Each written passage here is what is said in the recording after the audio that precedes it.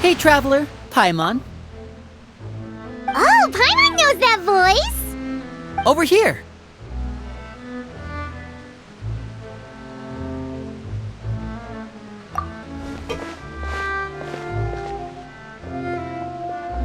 To borrow one of the more popular turns of phrase at the moment, this appears to be quite the fated reunion. Running into you two out of the blue like this has really made my day. I certainly wasn't expecting it. You can say that again. What brings you to Poisson? Wait, Paimon's got it! You must be here for one of your magic shows, right? Actually, we've run into a bit of trouble on the home front, so Father arranged for us to stay in Poisson for the time being. Oh, are Lynette and Fremine here too? Yep, along with most of the other members of the House of the Hearth. You may have noticed Poisson seems a bit more crowded than usual. So you're saying nearly the entire organization has moved to Poisson? Sounds like you've run into way more than just a bit of trouble. What's really going on? Well... Since the two of you are so curious, perhaps I can fill in the gaps. You scared Paimon half to death! Father, you're here. You know... On second thought, maybe we don't need to know? It's all probably super confidential House of the Hearth stuff, right? We totally weren't trying to pry or anything. No need to be nervous. I could sense your genuine concern from your conversation just now. Of course, I can also understand your confusion. Sending so many Fatui here to Poisson, it's only natural that some might suspect an ulterior motive to be involved. I understand. I'm well aware you've had your fair share of confrontations with the Fatui in the past, and I can't exactly guarantee that we'll remain on good terms in the future. As for right now, however, I would say we have little reason to be at odds, wouldn't you agree? The House of the Hearth could stand to be more open with those who have worked so closely with us in the past. As for the issue at hand, well, it hardly relates to any ulterior motive. To be frank, it all stems from a certain rumor circulating around the House of the Hearth. It's an internal matter. What sort of rumor? A rumor that a certain phantom child is hiding away in the House of the Hearth. A phantom child? Ooh, just hearing the name is giving Paimon the creeps. A spirit that should have long ceased to exist is lurking in the shadows of the House of the Hearth. So I decided to bring the children to Poisson before continuing to investigate the situation. I expect I should be able to track down the spirit fairly quickly. After that, it's just a matter of resolving the situation, if you will. It shouldn't be much trouble at all. If you're curious, or if you still have some concerns, it might be advisable to stick around for a few days. I'm sure the children would be exceedingly pleased to welcome some visitors. Lenny, I'll leave you to entertain our guests. I have some matters to attend to. Of course, Father.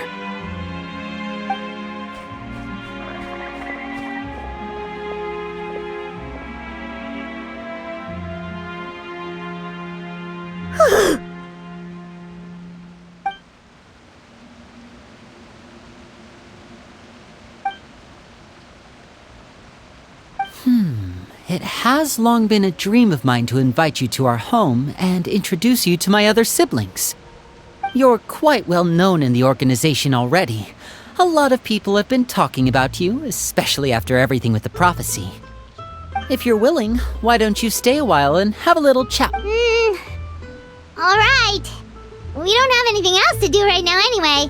But let's be clear, we're just gonna be there as guests, okay? Don't get any funny... Oh, wait a second. If we're your guests, that probably means we'll be treated to lots of yummy food, right? Of course.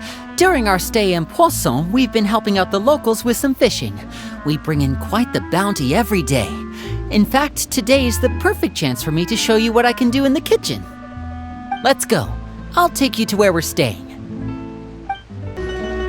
We rented this house from one of the locals to use as a temporary base. I'll come back later and tidy up a bit. After that, it should be all ready for you to stay in tonight. Awesome, thanks! So, where are we off to now? Well, when I happened to run into you two earlier, I was actually in the middle of distributing some supplies.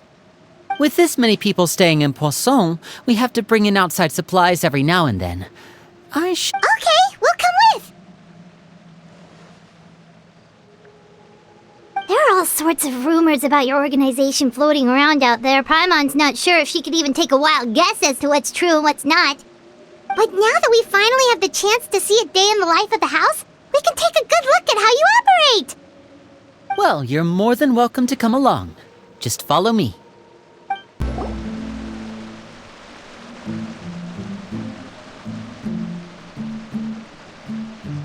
Linny! You're finally here! The supplies. I'm assuming you've... Brought them with me? Yep, here you go. Hello? Something caught your eye? It's the Traveler and Paimon! No way! Come here, everyone! Hurry! The Traveler and Paimon are here!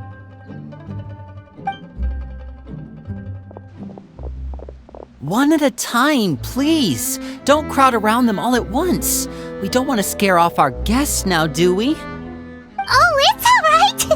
Gotta say, Paimon didn't realize we were this famous. Of course!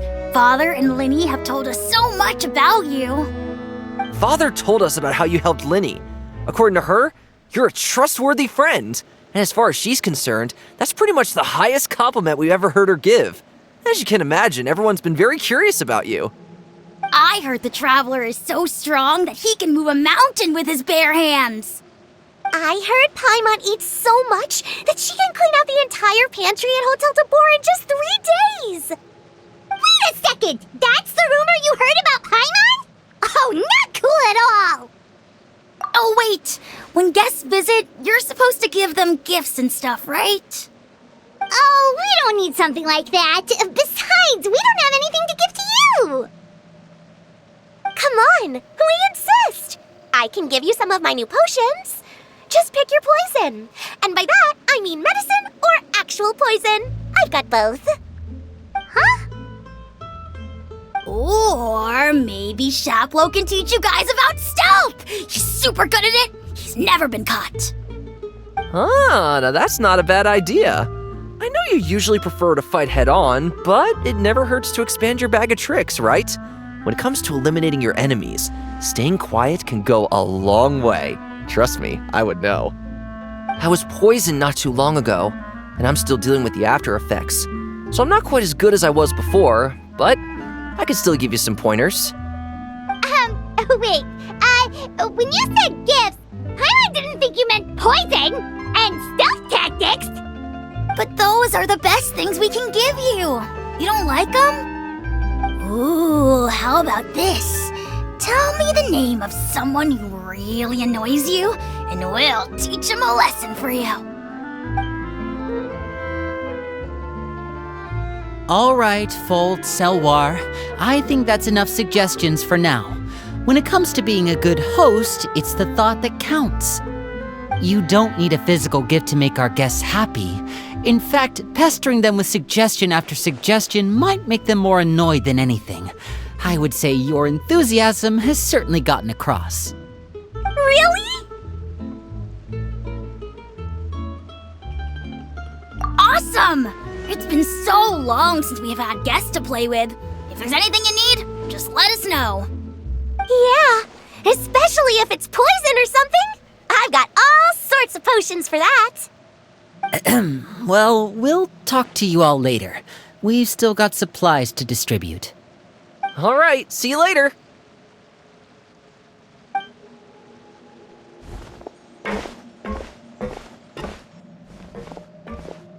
Bye!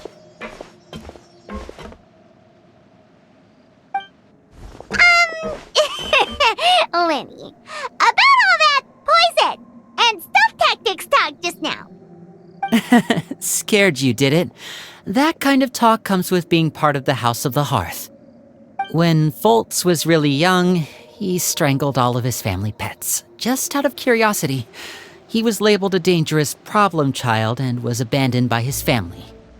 Elwar has an unnatural obsession with potions. Father has forbidden her from trying all the different concoctions she comes up with, but she still tries to test them in secret. You really have to keep an eye on that one. Chaplot is around my age. While I'm mainly responsible for collecting intelligence, he handles surveillance. He's very passionate about his work and has no reservations about taking on some very difficult missions.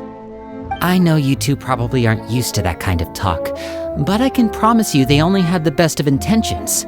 Things like stealth tactics and developing different poisons, they really mean a lot to them. They were just trying to share the best of what they could offer, that's all. Filiol, supplies are here. Thanks. And who are these two? Outsiders? Allow me to introduce you. This is the Traveler and Paimon. Oh, you're the famous duo I've been hearing so much about. It's nice to meet you. I heard you've traveled to all sorts of places. Is that true? Of course! We're making our way all across to that! Oh, good for you. You must be pretty familiar with Fontaine by now, then. Have you seen the new opera that started running recently? I think it's called... The 4,000 Thieves? Oh, this is the first we've heard of it. It seems like it's going to be fantastic. From what I've been able to tell from the posters, anyway.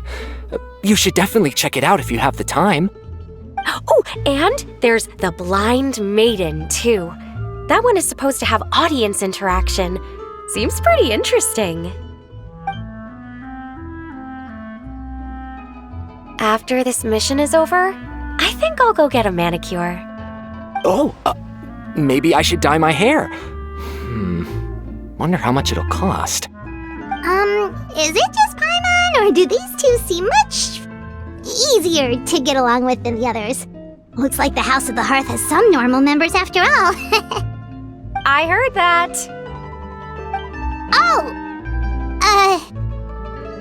Oops. I'm guessing you're referring to Foltz and the others? Yeah, we're definitely not all like them. I bet those crazies are practically foaming at the mouth right now.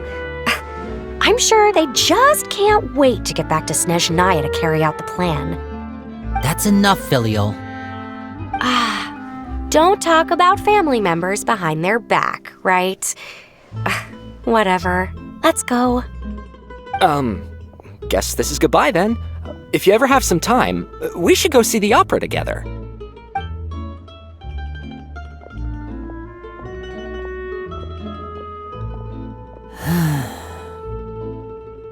Well, that's it for the supplies. We should probably head back as well.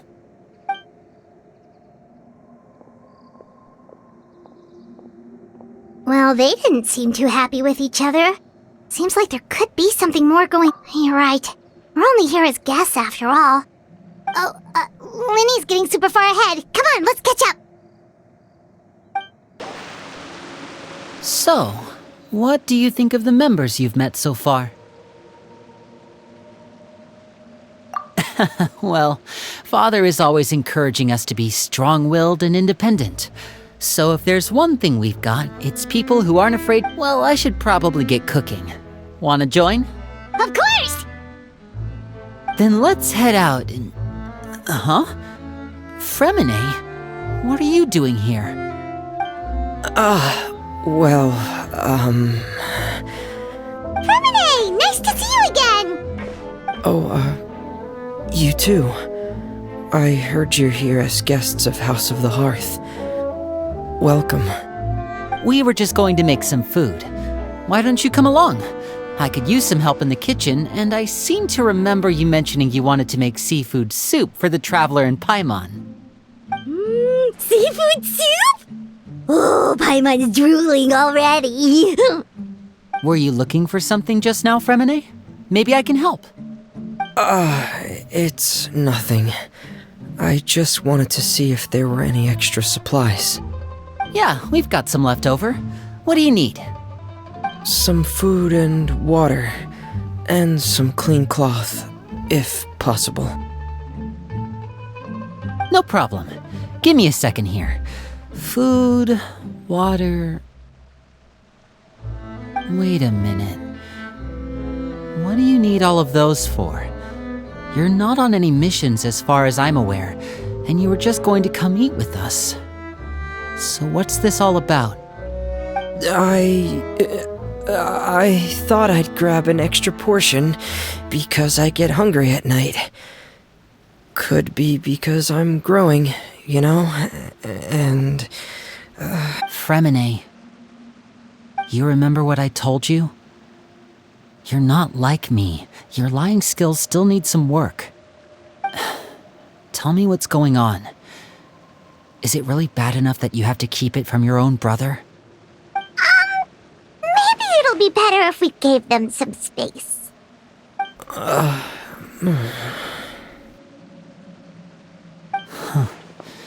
This is the first time I've seen that kind of look on your face. Whatever happened, does it have something to do with Father? Yes. Just follow me. You're back!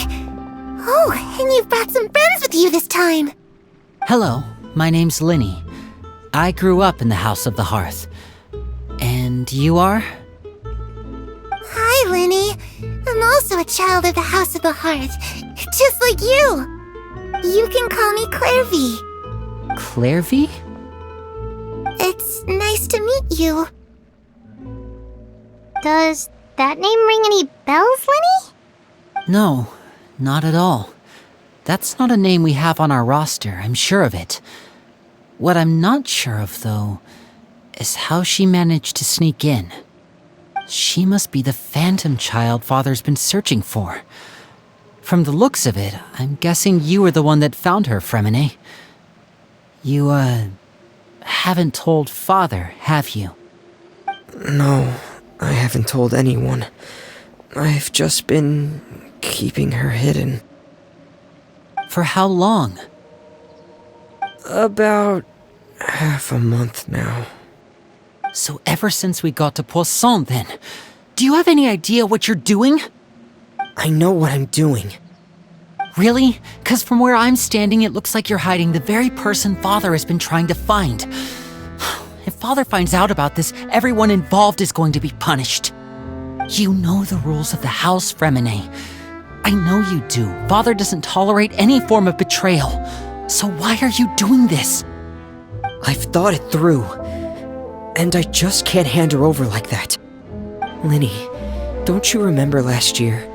Sheplo nearly died after getting poisoned during that one mission. He wasn't able to get back before the poison started taking effect, and not a single person was there to help him. That night, while I was sleeping, I heard a voice telling me to go save him. I opened my eyes, but I couldn't find the source of the voice. I thought maybe I was just hearing things, but I went to look for him anyway. Luckily, I got there with enough time to save his life. That feeling of being haunted, of hearing voices, it's happened many times in the House of the Hearth. I'm sure you've noticed. So what you're saying is, that was her? She was the one who spoke to you that night? Unless there are other spirits roaming around the House of the Hearth, I don't think there's any other possibility. If Clairvy were our enemy, it wouldn't matter whether she was a spirit or an actual child. I would have acted without a second thought, because that's what Father ordered us to do. But she's been living with us, helping us from the shadows all this time. I think that makes her family. I couldn't just hand her over to be dealt with. Not when there's so much we still don't know. So what's your plan then? You can't keep her here forever. Someone is bound to find out eventually. I haven't thought that far yet. I don't want to disobey an order from Father, but I also don't want to put Clairvy in danger. Come with me. There are a couple things I'd like to say to you in private.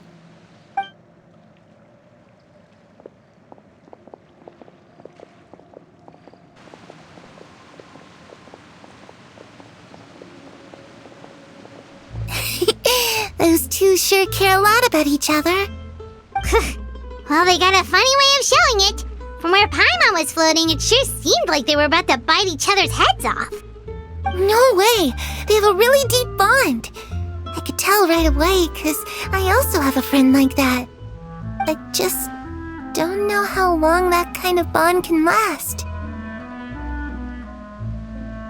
The darkness in the house runs deeper than you can imagine. No one can get out alive. I'm sorry, Lenny. I really didn't mean to drag anyone else into this. Oh, really? You didn't mean to? 'Cause I, for one, wish you did. Huh? What do you mean? You know, when we were younger, you didn't call me Linny. You called me brother, just like Lynette. We grew up together, the three of us. We were all orphans, all rescued by father. Of all the siblings in the House of the Hearth, I think our bond was the closest. Later on, when you started calling me Linny, I wasn't actually surprised. After all, Lynette and I are related by blood. We've had to depend on each other to survive long before we joined the house. Lenny, The darkest and most difficult moments of my life happened before you and I had ever met. I'm sure that's true for you as well. Even so, Fremine, we've stood by each other for all these years now, and to me, that means more than blood. You and Lynette are the most important people in my life. No one can replace you. So I won't let you face anything alone. Not if I can help it. Oh, looks like things are getting kinda heated between Linny and Fremine. Maybe we should go check on them. Hey, you two! Hope we aren't interrupting anything. Like a fight, or... Oh, wait a minute, Fremine. You're not crying, are you? Is everything alright? everything's fine. Thanks for asking. Well, we're all friends here, right? We've been through so much together, so if there's anything we can do to help, just say the word. It's just a small family dispute. It's not something our guests should trouble themselves with. In fact, it might be better if your stay ended here. What are you getting at, Traveler? When guests are around, families are often on their best behavior. And any disputes are less likely to escalate. That's what you're trying to say, isn't it? I just... Thank you. I was really hoping to keep you out of it. But even if I could think of some other reason to turn you away, I'm not sure I could convince you. I know things could turn dangerous, so I promise you this. From now on, I'll protect you like my life depends on it. Me too. Well, back to the matter at hand then. If we don't plan on handing Clairvy over to Father, then our only other option is to solve the mystery of her identity before Father is able to track her down. That means finding out where she came from and what she's doing here. Then we can send her on her merry way and pretend like none of this ever happened. I've tried that already. And? And... nothing. I tried taking her somewhere really far away, but... after some time, she just reappeared.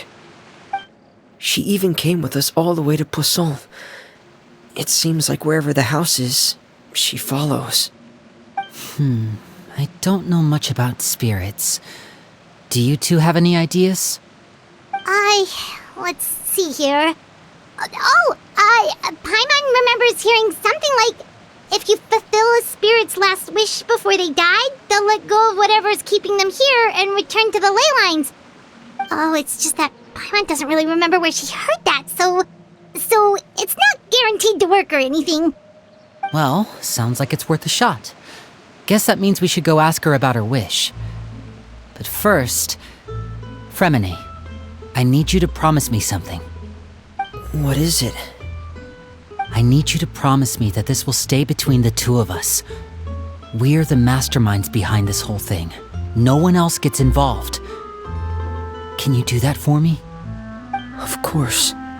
I promise. All right. Then let's seal the promise just like when we were kids. Fist bump on 3. Ready? 1, 2, 3. I swear.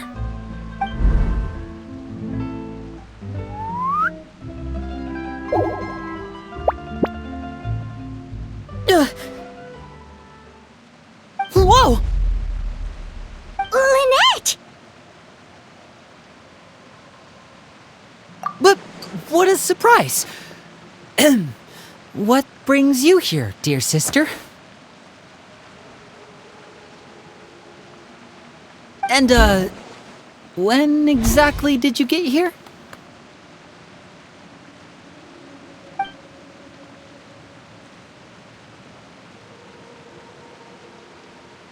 You're an idiot, brother. And you too, Fremine.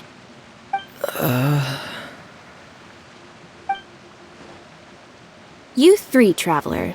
And you 4, Paimon. Wait, what did we do?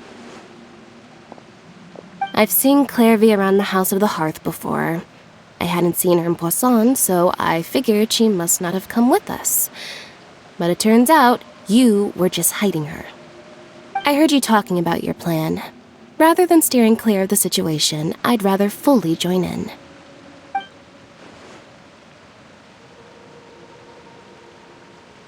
If you don't agree, I'll have no choice but to report everything back to Father. Simple as that.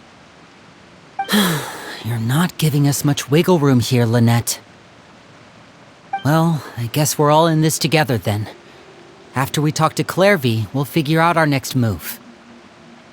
There's no time to lose. Let's go.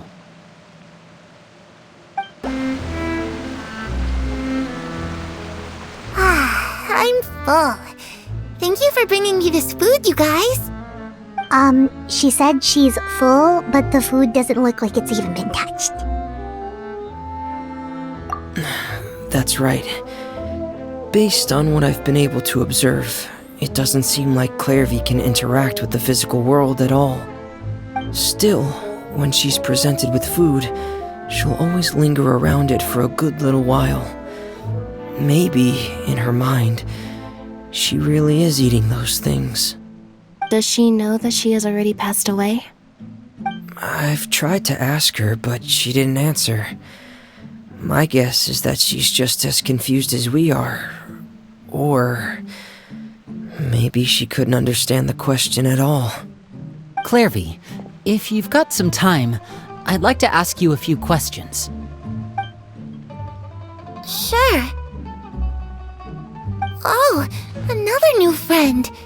Hi, I'm Clairvy. Hello. Clairvy, how did you join the House of the Hearth? Huh? Isn't it the same for everybody? The knave brings you here and then you can't leave. It's just that your name, it's not on the roster. And I've never seen you before. The roster? Oh, I get it now. I think there might be some things you don't know about this place. The people in charge, they're not as nice as they look. They say they keep a roster, but it's not complete. There are a lot of people who aren't on it, and never will be. In this house, some people are family, and other people are just test subjects. Those kinds of people aren't ever going to get a place on the roster, unless it's the roster of people who've been executed. Wait, does that mean the knave... She... Is there anyone that can vouch for you? Perry, she's my best friend. She's the only one I trust in this place. Have either of you heard of that name before? No. Me neither. Clairvy, Perry. Neither of those names are on the roster. But It seems like she's telling the truth. Either that, or this kid's already got a bag of tricks bigger than mine. Maybe we should try a different approach. Clairvy, do you have a wish? A wish? It can be anything you want. Just imagine. It's your birthday, you're blowing out the candles, and your wish is...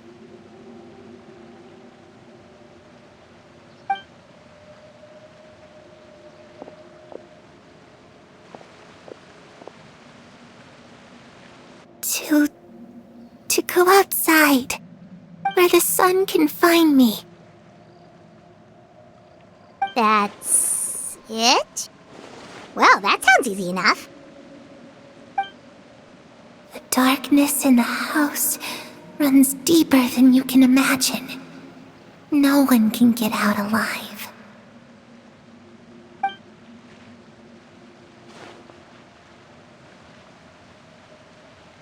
Okay, time to divide and conquer. Listen up, I've got a plan. I'll try and find a way to use basic illusory magic to take Clairvy outside and bring her somewhere with sunlight. Lynette, try and find the list of executions that Clairvy was talking about and see if her name is on it. Fremine, you stay in Poisson. We can't be the only ones who've had run-ins with Clairvy. I need you to collect intel on everything she's said and done. Understood.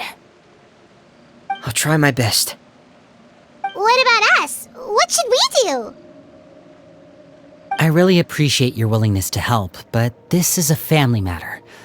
I don't want to drag you in too deep. It's too risky. Let me think. Since Father considers you to be guests, maybe you could stick by her side for a little while. You don't need to do anything except keep up some nice, casual conversation. Ah, Paimon gets it. You want us to distract her. I'll give you a magic bird. If Father suspects something, all you need to do is release it when she's not looking, and it'll alert me that something's wrong. Of course, that's only as a last resort. If Father doesn't seem to notice us, there's no need to make contact. We'll reconvene here tonight after all's said and done. If the worst-case scenario happens and we're discovered, just tell Father everything. We're not going to let our guests get punished for our own actions. That's where we draw the line. You too. Okay, this is where we part. Father should be at the beach nearby.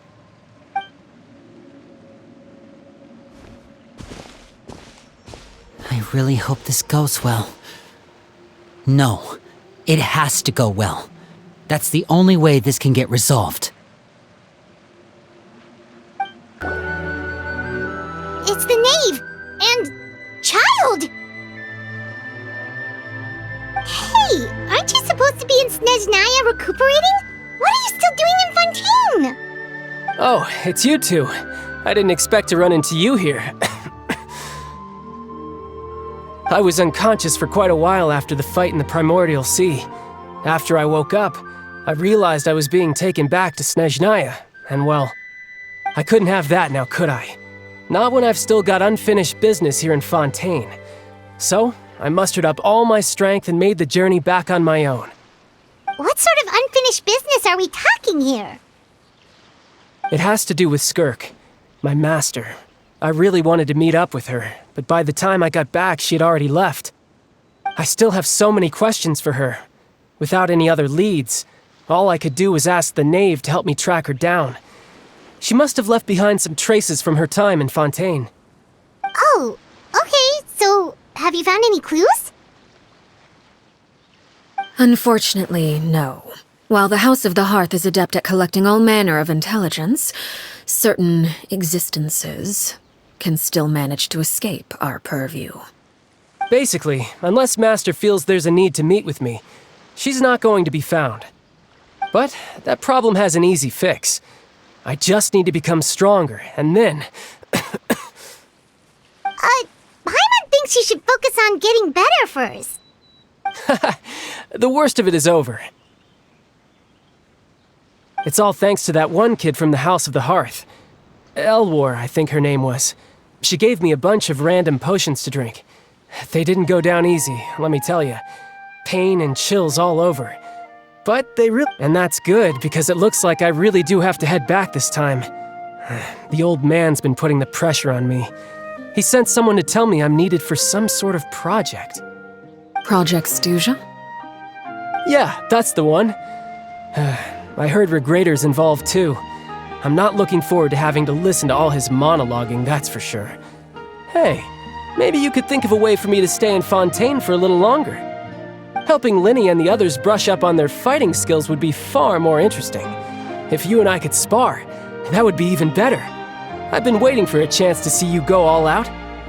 And what a sweet little daydream that is. But I also have a role to play in all this. I'll be leaving Fontaine shortly as well. Besides, considering how little they see fit to step outside the homeland, being called on to return to Snezhnaya by such illustrious dignitaries, what a great honor. Wouldn't you agree? One I could do without, I'd say. Is it just Paimon? Or does it kind of seem like they're... So, dear guests of the House of the Hearth, to what do I owe the visit? Well, we just... Right! We're super close to Linny and the others, but we still don't know much about you! Is that so? Introductions have already been made, have they not? Oh, well, you see? There's only so much you can learn about someone from a short introduction. At least tell us something a little extra, like... Why do you call yourself father? Good question. I'd also like to know. The fact that you have to ask tells me our intelligence work has been quite successful. Telling you the answer to that question would only serve to undermine that success. And we can't have that, now can we? Spoken like a true diplomat. That was some expert sidestepping right there. Well, if there's nothing else, I think I'll take my leave. I still have a small matter to resolve at home. Wait, don't go!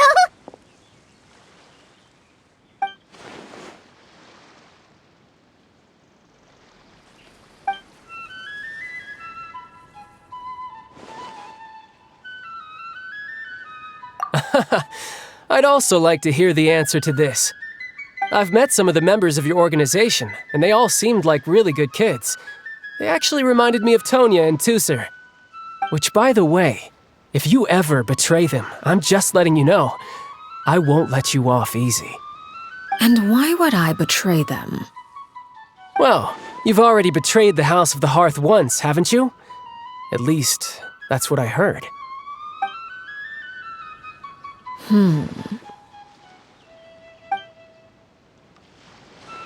Okay, I admit. That's just what the old man told me. The rooster, I mean.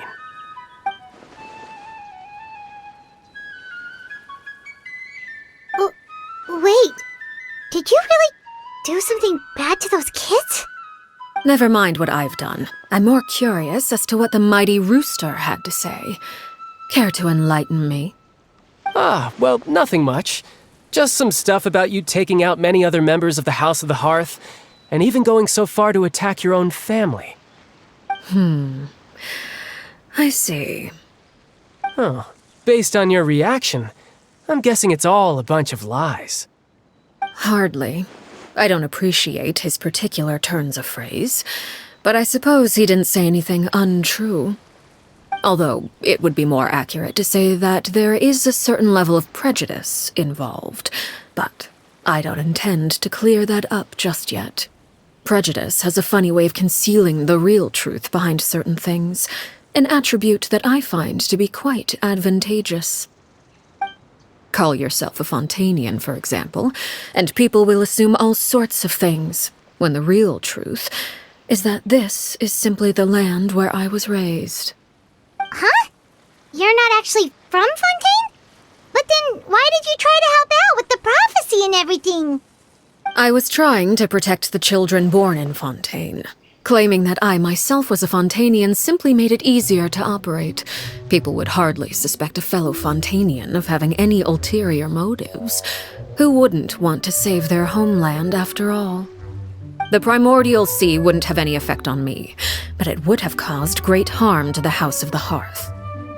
Well, you wanted extra information, didn't you? There you go. I hope that satisfied your curiosity.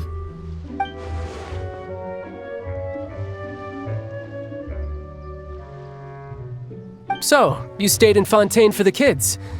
I guess I was wrong to believe you'd betray them. Apologies. Looks like I was holding on to some prejudices myself. Good. Like I said, I like it when others have misconceptions of me. Actually, while I was recuperating at the House of the Hearth, there was something else that really caught my attention. I heard that members always resolve disputes and arguments with a friendly spar, and the loser has to back down.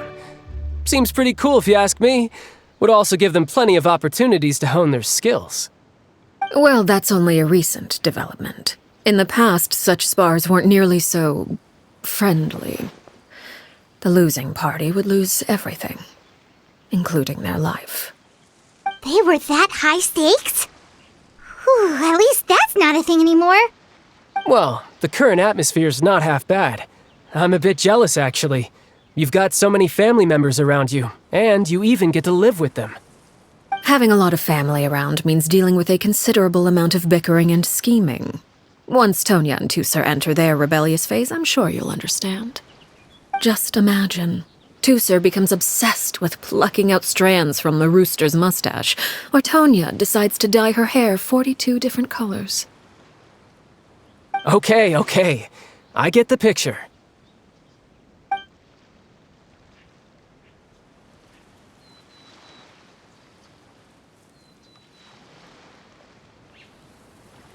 Well, would you look at the time? I should probably get going. Traveler, Paimon, I'm not sure where our paths will cross next, but the next time we run into each other, we should definitely try and find some time to spar. Again, maybe this is a conversation we can have when you look less like you're gonna keel over. All right. Well, thanks for everything, ARLECCHINO. No thanks necessary. You also played a part in obtaining the Gnosis. I would say we can call ourselves even. I like the sound of that. Well, I'm off. See you all some other time. We should probably get going too. Do you want to head back with us? Oh? You want me to leave so soon? Oh, well, you see, I'm rather enjoying the evening breeze. If you don't mind, I think I'll stick around for a bit. I have some things to think about. Apologies for not attending to you like a proper host. Please forgive this slight. I do hope you'll have a pleasant stay. Lenny, how did everything go? Well, long story short, we ran into a small issue. Clairvy can't go into the sunlight. Everything was fine at first. She followed me up to the surface just like I told her.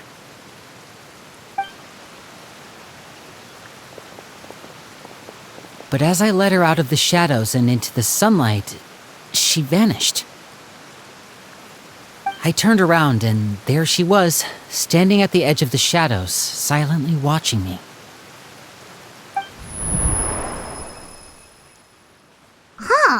Maybe she's afraid of sunlight, or... No, it wouldn't be her wish if that were the case. Well, we could always try pushing her into it. Oh, true. I've pretty much tried it all already. Nothing worked. Eventually, the sun went down, so all I could do was bring her back here. How did it go with you, Lynette? Good. I've got the list. It's right here. Really? Well, what are we waiting for? Let's take a look!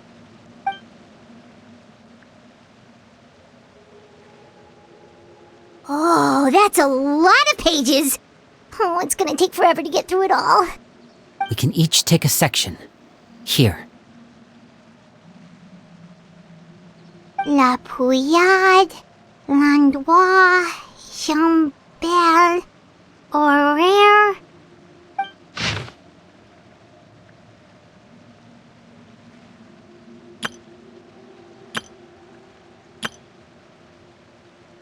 Oh, yikes. That horaire guy has a huge scar on his face. He's kinda giving Paimon the creeps. Ah, I've met him before. The scar is from an injury he received during a mission. I still remember him joking with me about it. He said any future lover would take one look at him and then lose all interest. Did he say anything else? Well, I asked if there was someone he was interested in. He said no, and that's where our conversation ended. It was only later that I learned he really did have someone he liked. He risked everything to escape so he could be with her, but it didn't work. One day, Father asked to see him, and, well, I never saw him again after that. Wait, so that means the knave, It may seem cruel, but it's just one of the rules of the house.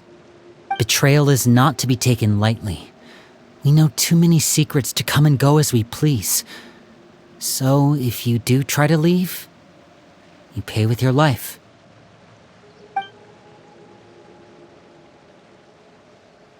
Her name's not here, huh? Well, that's not too surprising. It doesn't seem like this list is complete. It only contains records dating back around 5 years. Let's shift our attention then. Fremine, were you able to find anything out? Fremine.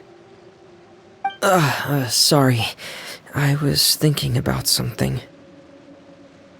I managed to talk to quite a few people, but I couldn't help but notice that the atmosphere in the house was a little strange. Strange? Yeah, I mean, I know there have been arguments in the past, times when people haven't gotten along. Chaplot and Filial are a good example of that. Oh, those are two of the people that we met while delivering supplies. Paimon can see how they might not get along. They had very different vibes, and their, interests seem to be pretty different as well. That's to be expected, actually. Father brought us all here, shared her knowledge with us, taught us how to fight. That's one thing we all share. But that's also where the similarities end. Not all of us feel the same desire to stay here. As members of the House of the Hearth, we're also considered part of the Fatui. And to a lot of people, that's an identity they never asked for. Certain members get older and realize they want something else for themselves. But considering the rules of the house, most people would never say that out loud. People like Chaplot and Foltz are loyal to Father and her vision. They're proud to be part of the Fatui. Filial and Nantoy, on the other hand, well, they aren't quite as enthusiastic. These kinds of conflicts have always been there. It's not like Father is in the dark about any of this. Well, that's true. But it just feels like things have gotten worse lately. Filial and the others, it seemed like they were meeting in secret to talk about something. I can't say for sure, but I think they've met Clairvy. You think she's been inciting them to act out? No, not exactly. But I wouldn't be surprised if she said something to them about the darkness in the house and how deep it runs. She's told me about it before. Experiments being run on children. People being used as pawns on the battlefield without so much as the strength to survive. And they just believed all that? Without any evidence? Clairvy's words probably gave them the excuse they were looking for. Whether they actually believe them to be true is secondary. This is all because of Project Stuja, isn't it?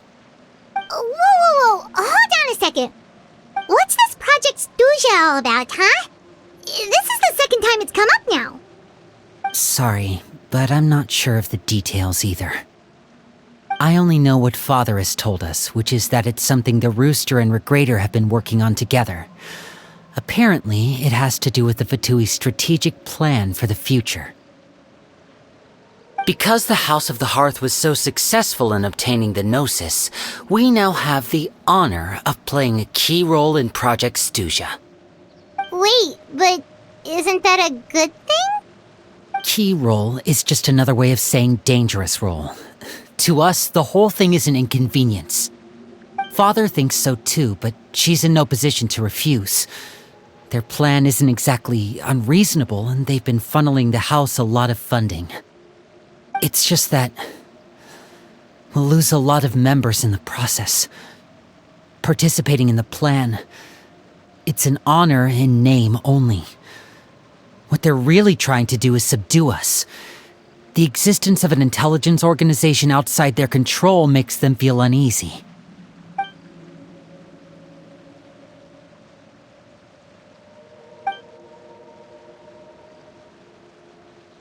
Okay, super complicated top secret Fatui business aside, what does all of this have to do with the conflicts you were talking about earlier? Paimon doesn't get the connection. External pressure has a way of exacerbating internal strife. You can't overlook the power of fear either. People are afraid of dying, and that fear is often the impetus for a lot of stupid decisions. I thought resolving the Clairvy situation would make everything go back to normal. But it looks like things are more complicated than I thought.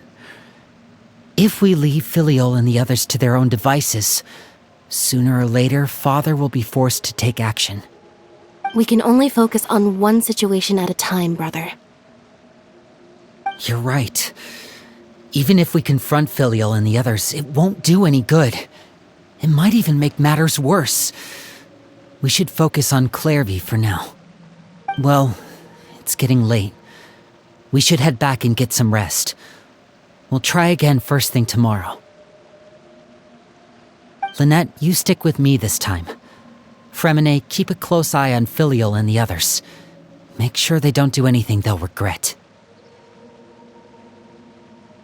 Good work today, everyone. Have a good night, and I'll see you tomorrow.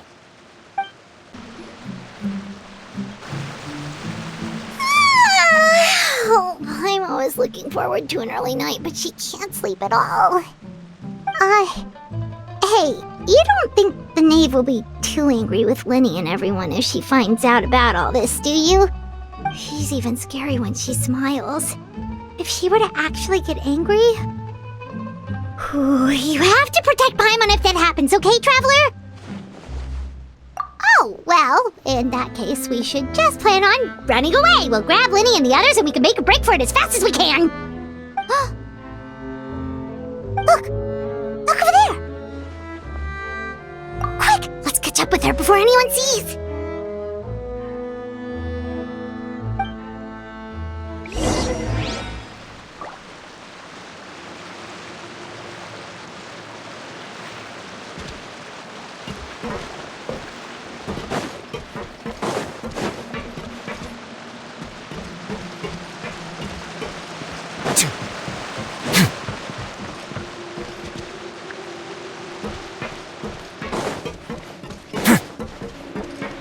Over there!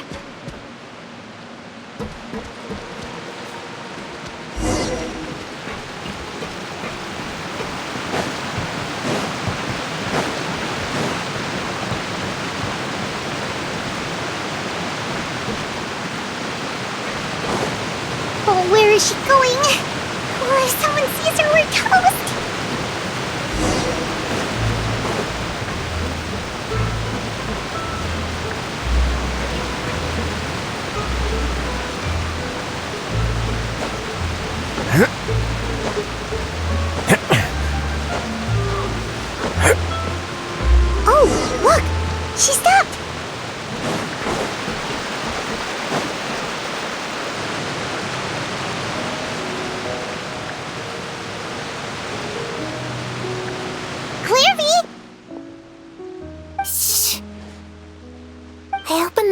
while no one was looking. Look how pretty the outside is. If only I could have more than this. You probably think I'm being silly, huh? All this hopeless resisting.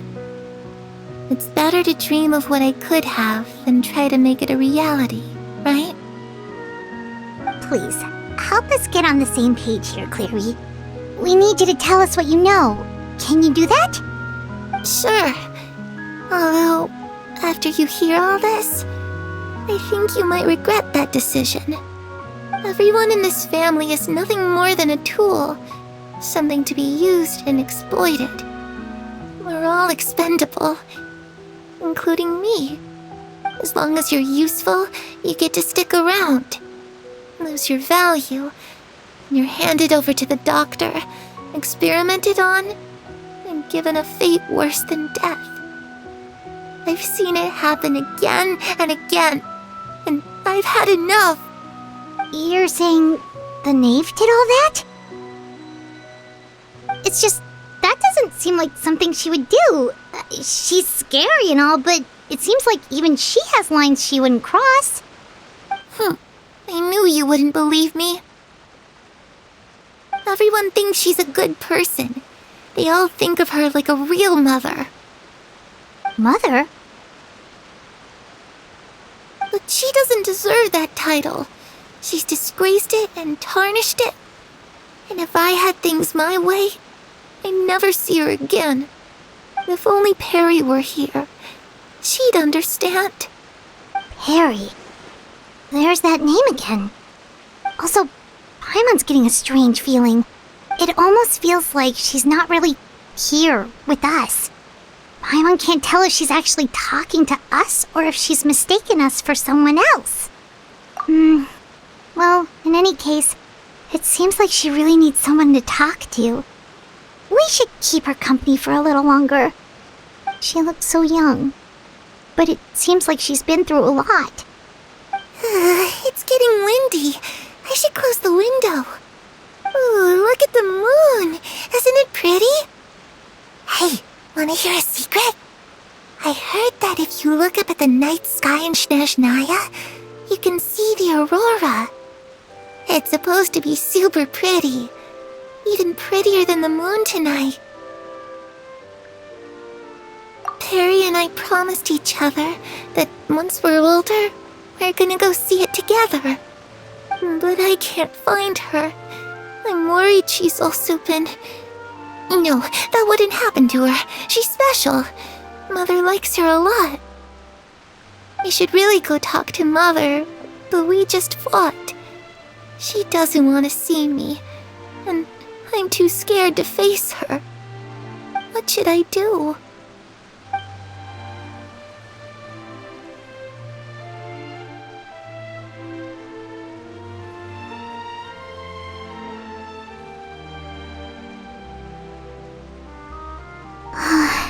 Paimon really doesn't understand what's going on with her. Well, let's head back. We've got an early morning tomorrow.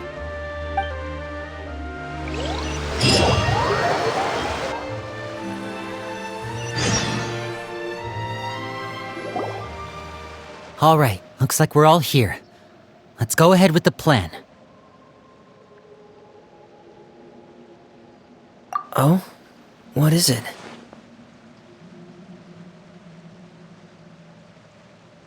What makes you ask that? Well, we kinda ran into Clairview last night, and that's what she told us. We met the doctor back in Sumeru. He's super dangerous, and he's done all sorts of bad things. It's possible that Father and the Doctor have had certain dealings, but I don't think Father would work with him. We're not really on the same side, so there's not a lot of trust between them. That doesn't exactly set the stage for a successful partnership. I did hear, though, that when Father first became a Harbinger, the Doctor offered to work with the House of the Hearth. Father rejected most of his proposals, except for one. It had to do with some sort of secret experiment. Secret experiment? Could that be what Clairview was talking about?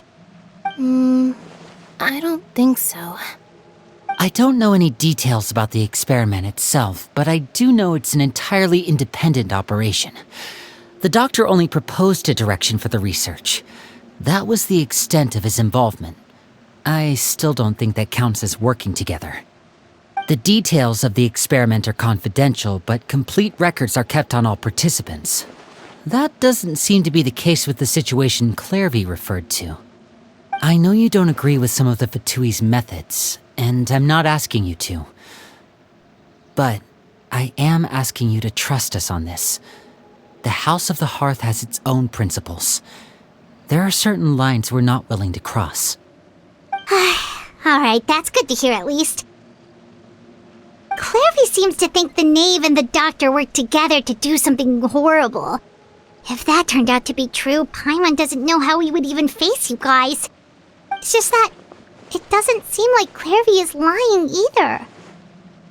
The easiest thing to do would be just ask the knave directly, but Paimon doesn't think she'd tell us. Father didn't come back last night. She's probably still near the shore. We'll be counting on you to distract her. Lynette, you're with me. Fremine, you know what to do. Be on your guard, everyone.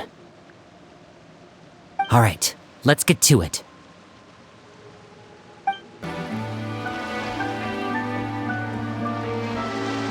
Ah, it's you two again. I must say, you look a bit pale. Did you have trouble sleeping last night? A little. Perhaps if you had less on your mind, you'd be able to absolve yourself of such troubles. So what are you planning to do now? Catch up on some sleep? Or should I give you some time to rack your brain for a topic to discuss before I ask any questions? Although I must profess to being curious.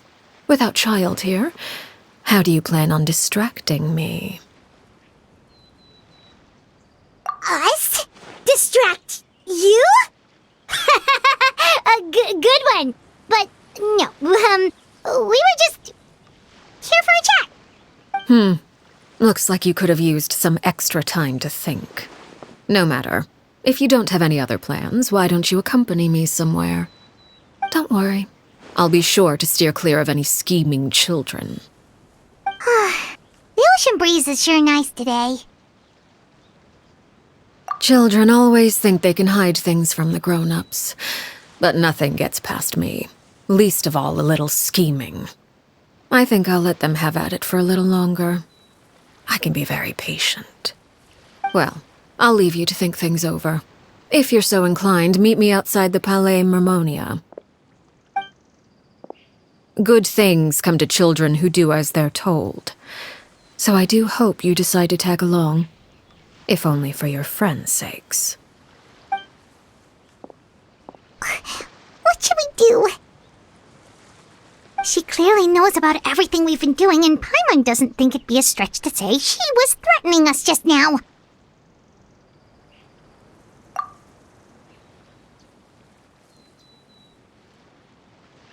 Oh, good idea.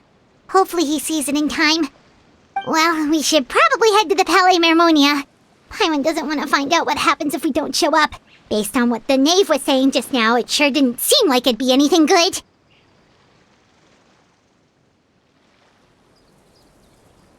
Okay, then we probably shouldn't keep her waiting.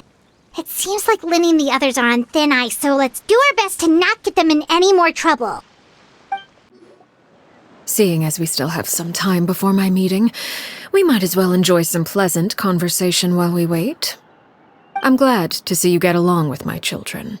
Being surrounded by good companions is necessary for a child's development.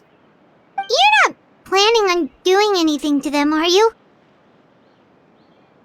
I assume you're referring to Linny, Lynette, and Fremine.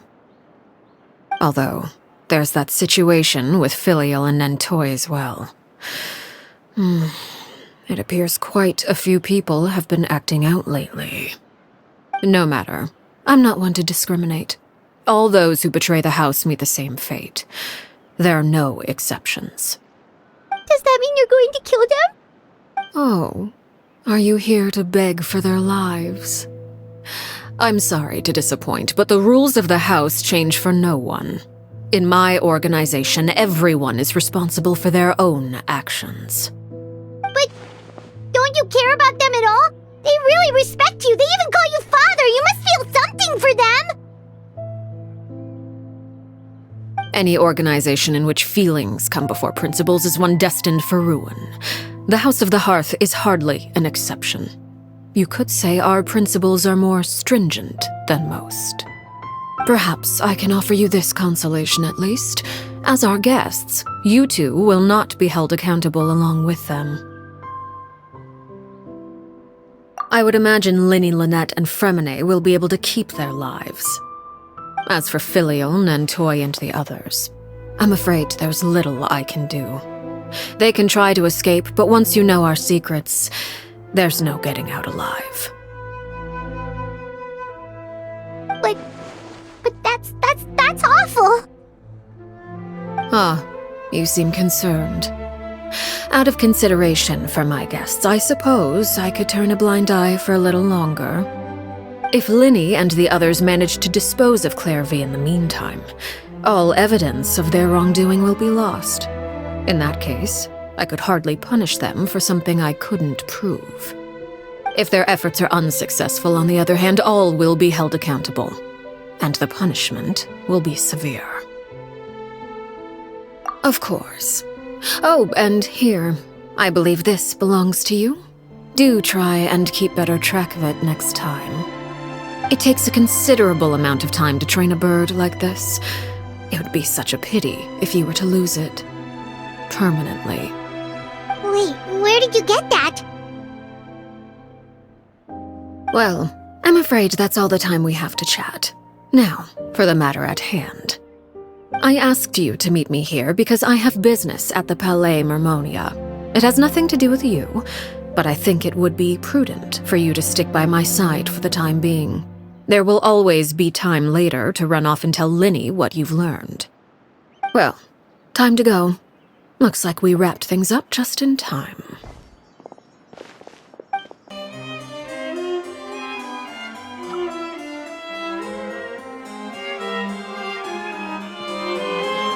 It's been a while, Monsieur Neuvillette. I must say, I wasn't expecting my meeting request to be approved quite so quickly. The Palais Mermonia operates with an efficiency worthy of admiration. It is only right that an esteemed diplomat such as yourself should be afforded the proper level of respect.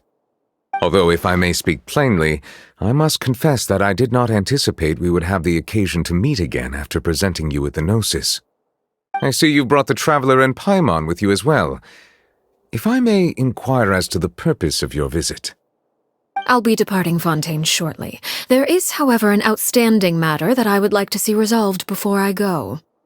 It requires a rather lengthy explanation, I'm afraid. So I took the liberty of explaining everything in this proposal. Please review it at your leisure, Monsieur Neuvillette.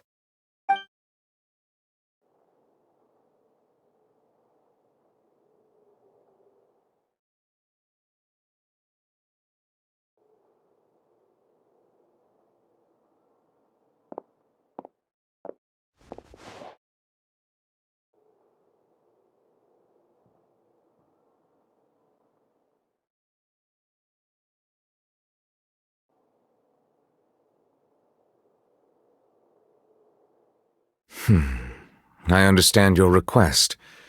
However, at the risk of causing offense, I must admit that I fail to see why you would wish for such a thing. I heard you have a certain fondness for water tasting, Monsieur Neuvillette, so allow me to use water as an analogy. A family is like a large body of water with countless rivers flowing in and out. As someone who watches over this system, I would hope that each river that flows from the source will eventually reach the ocean. Of course, objectively speaking, I know this is impossible. Most of the rivers will dry up along the way, disappearing into the ground and leaving nothing but a barren riverbed behind. Not all rivers are destined to reach the ocean, but I would not see their existence rendered meaningless. I believe the water that flows within them is simply meant for a different destination, like a field in need of irrigation, or perhaps the glass of a certain water-tasting enthusiast. Did you get any of that, Traveler? Your words paint an optimistic picture indeed. Allow me to remind you, however, few among us are willing to sip from a glass filled with tainted water. It may have been tainted at one point in time, but not to worry. I'll make sure it's strained of all impurities and returned to its cleanest form.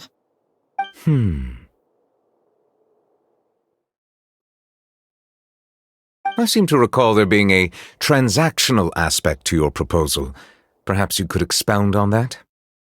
If you accept my proposal, Monsieur Neuvillette, I will gradually withdraw my forces from Fontaine. And, unless absolutely necessary, I will no longer carry out any special missions within Fontaine. I presume I can take your words to mean that, in the future, cases similar to the Tartuffe assassination will cease to cross my desk? Tartuffe? Ah, that thief who embezzled funds from all those charities, you mean? My deepest condolences to his family, but without any evidence, I cannot imagine how the House of the Hearth might have been involved in his passing. Of course, if you accept my proposal, Monsieur Neuvillette, I'm sure certain measures could be taken to reduce the frequency of such troubles. You choose your words carefully indeed. In that case, I am inclined to accept your proposal. My thanks for your generosity, Monsieur Neuvillette. Well, with that settled, we should be going now. I took the liberty of bringing along 2 bottles of spring water from Snezhnaya for you to enjoy. I do hope I get the chance to hear your impressions. Perhaps at our next meeting? Yes? Indeed. I trust you would not overlook your commitment in the meantime. All right, Traveler Paimon. Time to go.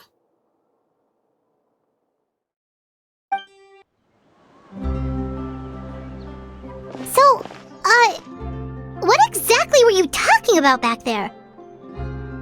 Paimon only heard you mention some rivers, a large body of water, and then some kind of irrigation scheme. You really want to know?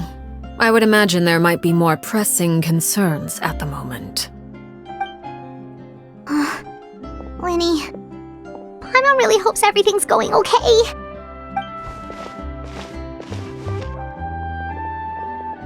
Oh, Paimon recognizes that look. You've got your tiki cap on, don't you, Traveler?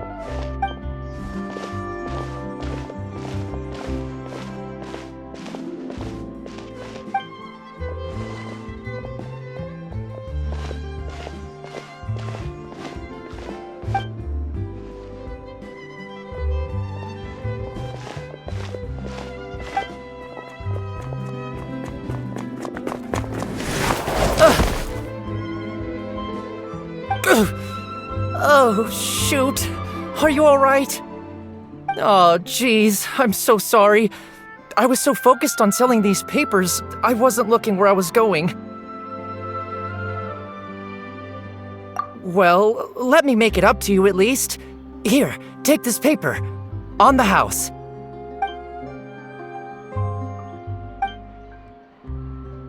Oh, you don't have to give us anything. Please, I want to. It's not like I'm short on supply. All the extras will be useless come tomorrow anyway. It's my fault, really. I was just trying to bring home some extra mora for the family, but I bit off more than I can chew. I haven't had many takers today, so I'm still swimming in papers. What's going on here? Nothing much. I just ran into your friend here on accident. I should probably get going, actually, so... Hold on. Of course, I'm happy to compensate you with mora, it's just... I don't have any on me at the moment. I'll take 3 papers. Here. Your payment. Oh! Thank you for your patronage. May the Archons bless you with good fortune. If only I had the chance to run into such generous customers every day. I should probably just take on a smaller inventory though, right? I'm getting married soon, so sometimes it's hard to not get ahead of myself. Anyway, I should head out. Goodbye! Well, now that my affairs are settled, we should take the boat back to Poisson. We've even acquired some light reading to enjoy along the way. Actually, why don't we stick around for a little longer? Paimon just realized how hungry she is. She can't head back to Poisson on an empty stomach.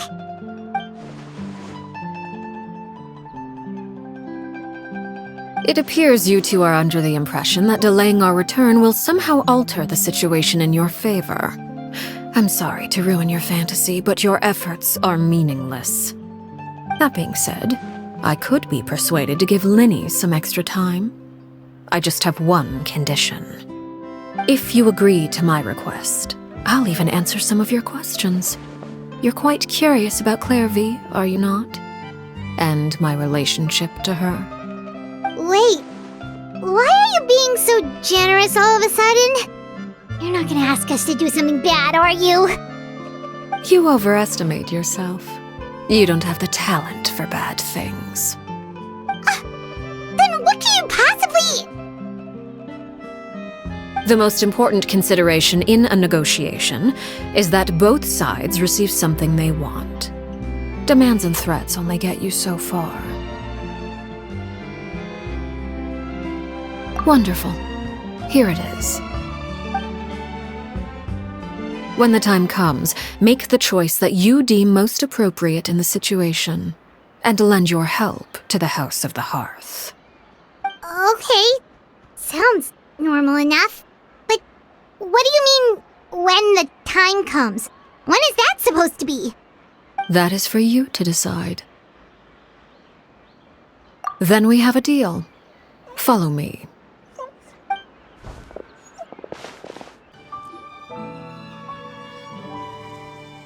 What is this place? Somewhere long forgotten by everyone. It used to be a grand building. Now it's nothing more than a pile of rubble. No one comes here anymore, nor does anyone care about what once happened here.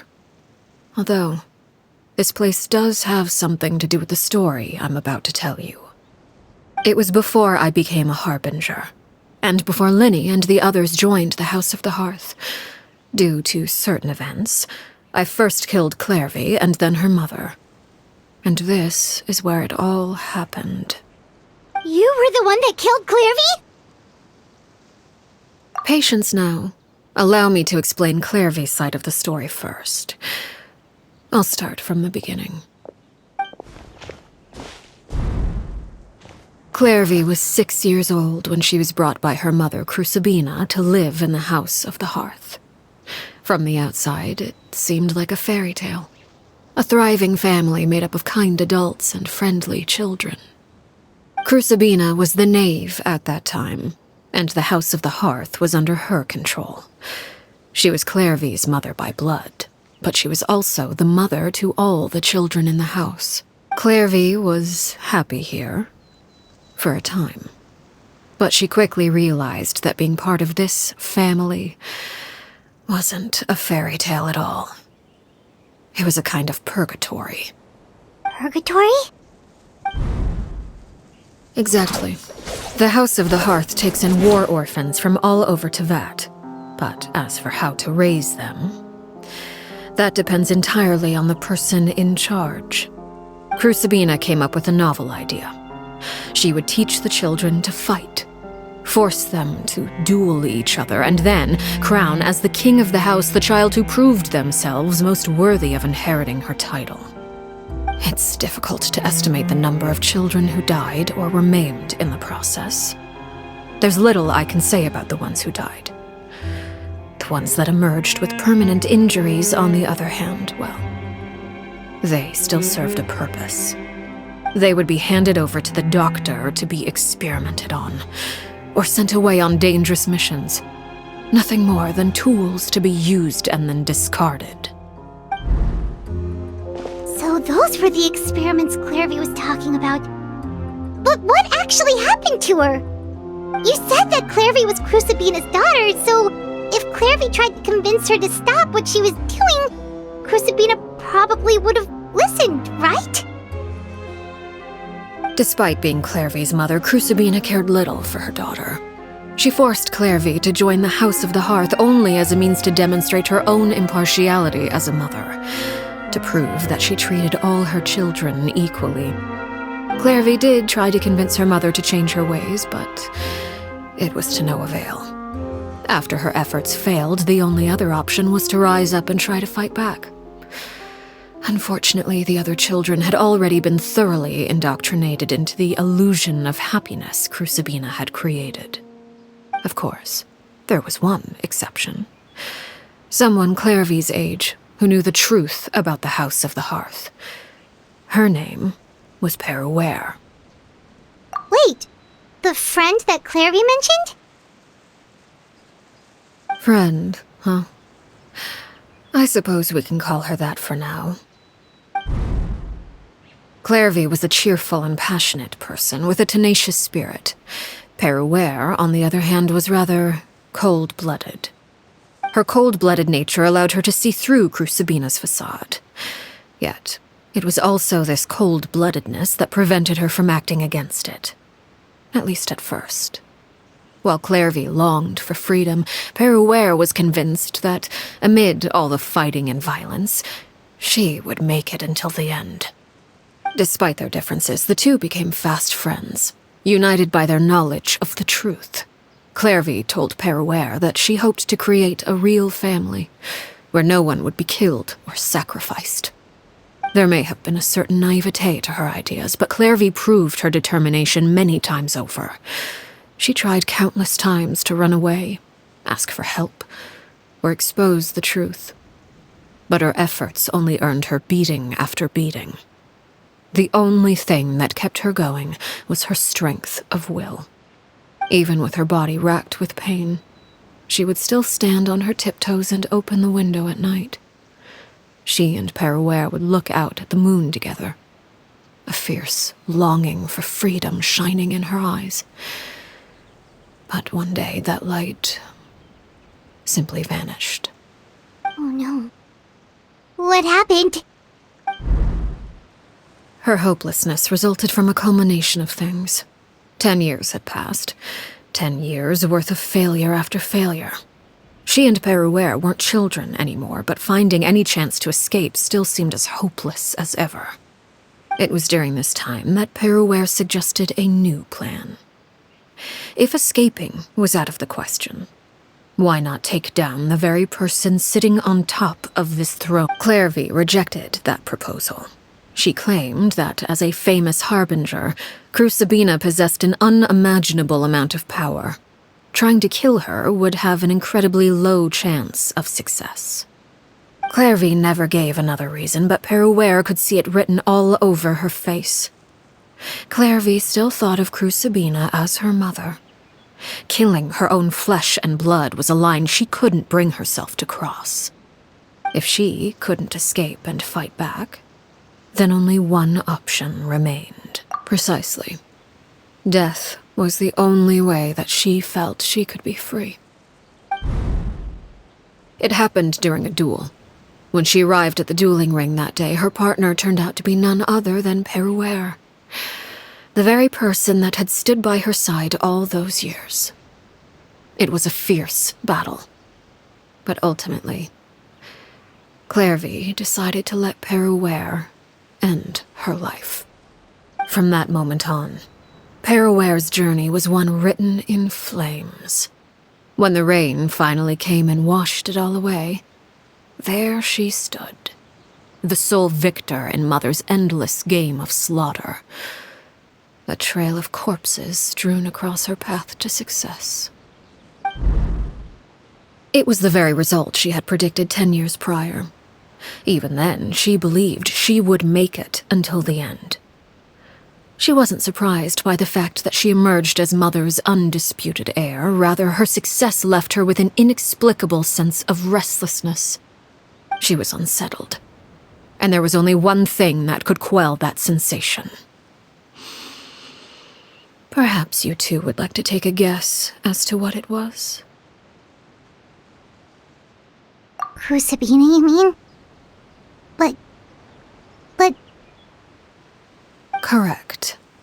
This is the place where Peruware killed her best friend. A mere year later, this is also the place where she fought tooth and nail to kill the mother they shared.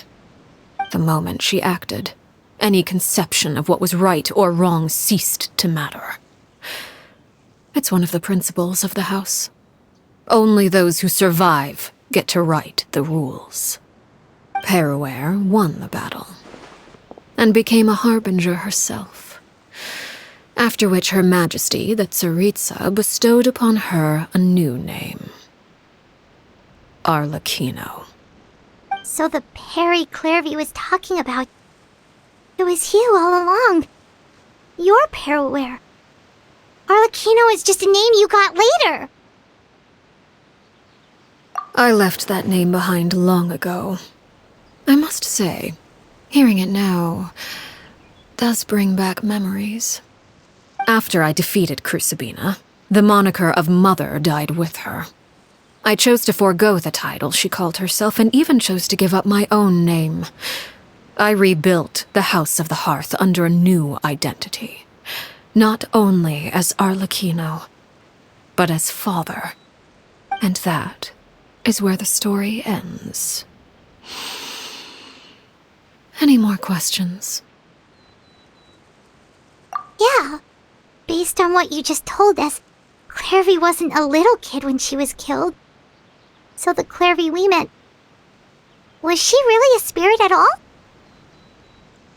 I suppose you could call her an illusion born of flame. Her existence is like ashes to a fire.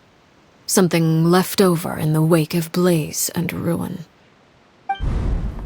You see, a certain power runs through my veins. It's not unlike a curse. My flames leave behind shadows of anything they consume. Of course, the chances of those shadows morphing into a sentient entity are exceedingly slim. Clairvy is a very special case. Clairvy died when she was 16 years old, but what emerged from the flames was her 6-year-old self. Her appearance wasn't the only thing affected. Most of her memories were lost to the blaze as well. Memory is a mysterious thing indeed. Losing a portion of your memories will alter your sense of self. Lose 10 years' worth, however, and it would be like living in the past. Like returning to a version of yourself that never grew up. No wonder Paimon got such a weird feeling when we were talking to her. Perhaps I should put it this way. Clairvy is someone trapped in time. It may seem like she exists with us in the present, but she truly lives in the confines of her own past. So if all of that is true, then you must have known about Clairvy for a long time. Indeed. She's a rather volatile and unstable entity. Sometimes she would look after the children. She's even saved some of their lives. But other times, she would hide from me and become obsessed with revealing the truth about the house to anyone who will listen. Shadows don't have the capacity to learn or grow. Any new information they encounter is quickly forgotten over time. Your attempts to expose Clairvy to sunlight. They failed, yes. The reason is actually quite simple. In Clairvy's mind, the house is impossible to escape, and it is this very perception that traps her there. But no matter. All I have to do is kill her again, and all will be resolved. I don't anticipate so much as a single speck of ash will be left behind this time. Wait! Paimon can understand why you might want her gone, but isn't there another way? So what if she's trapped in her 6-year-old self? She's still your friend! At least talk to her first! It's too late for that. She broke the rules, and now she must be punished. That goes for Filial and Nantoy as well. She's had quite the effect on them. I hope you understand the difference between Crucibina and myself lies in our formulation of the rules, not our policy for enforcing them. Upholding the rules without question is a trait we both share, Because that is how a household should be run. Is this really what you want to do? Whatever could you mean? Don't you want to say a proper goodbye at least?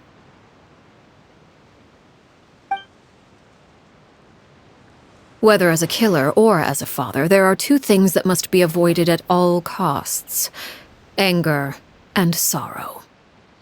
Anger makes you impulsive. Sorrow causes you to waver. Well, it appears it's about time to proceed. Before we arrived, I told some of my well-behaved children to bring our troublemakers here by nightfall. I do believe I've kept my end of the deal. I gave your friends quite a bit more time. As for what happens now, we'll just have to wait and see.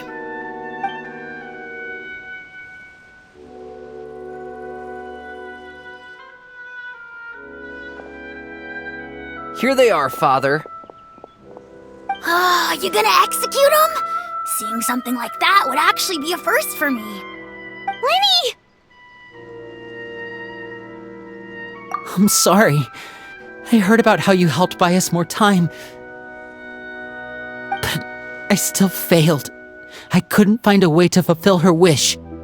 Huh? Are you... Perry? Indeed, it's been a while, Clairvy.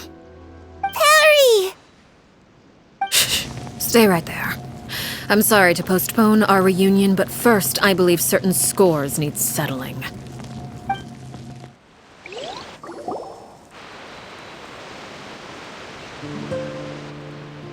Father, let me explain. Out of my way. Father! You chose to conceal a threat to the house, and for that, you must be punished. Overall, however, I suppose your wrongdoing is hardly the most egregious of the bunch, so I'll deal with your punishments later. As for right now, the more pressing concerns are the traitors among us. By traitors? Do you mean us? Father, let me explain. We didn't mean to... Fultz, why don't you share what you heard? Yes, Father. Secret Midnight Meeting number 3. Participants: Filial, Nantoy, Sato, Toddy. Nantoy clearly said, "If only Father wasn't the one who took us in." Sato added, "I'm sick of this life. I just want to live as a normal person." Filial was the worst of them all. She called us crazies and said a bunch of mean things about Father. I did not! You're lying! Fultz is trying to frame us. It's not like I'm the only one who heard those things. After that, you and Toddy and a bunch of other people started talking about Clairvy. You were using all those things Clairvy brought up as an excuse to question Father. We're birds locked in a cage. The only way out is to destroy it. That's what you said, wasn't it? You little... You just want me gone, don't you? What did I ever do to you, huh? And you, Sheplo, have you forgotten who stood by your sickbed, watched over you, and changed your dressings? Come on, let's hear it then. What's your reason for all this?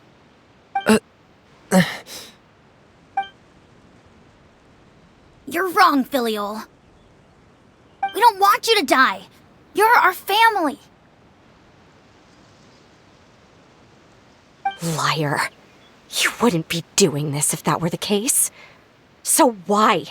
Why have you backed us into a corner? We all live in the House of the Hearth. You know the type of work we do, Filial. A single betrayal can cost dozens of us our lives. It's not like it's never happened before. That kind of thing is hard to forget. That's why the House of the Hearth cannot tolerate any form of betrayal. Ever since we came to Poisson, you've had 7 secret meetings. A lot of the things you talked about really crossed the line. You've been spying on us for half a month? Wait a second. Now that I think about it, The move to Poisson was just a way to make it easier to spy on us, wasn't it? Because we were all in one place. You've had this planned all along. Filial, Nantoy, I'm sorry. I owe you both my life. I owe Clairvy too. If it weren't for all your help after I got poisoned, I wouldn't be standing here today. If this were any other situation, I would do anything to repay that kindness, even if it cost me my life. But rules are rules. I'm sorry. My hands are tied. Why? Why? That's enough, Filial. We made a mistake, and we should own up to it. We broke the rules, plain and simple. And now we have to face the consequences. I'm sorry, Chaplot. Fultz. I'm sorry, Father. We accept our punishment. Chaplot, according to the rules of the House of the Hearth, how should these traitors be punished? All those who betray the house pay with their lives. And so it shall be.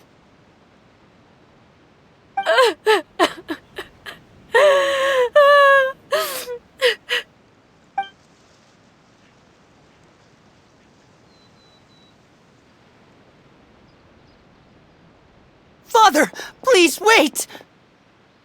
Something you want to say, Linny? Please reconsider, Father.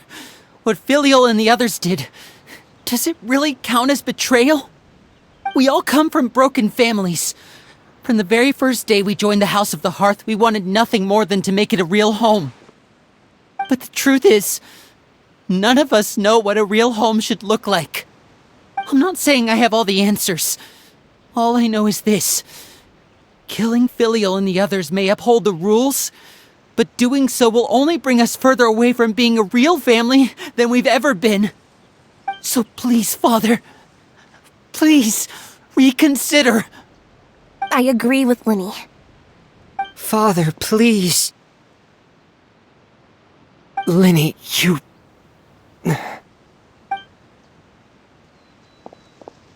I also agree with Linny.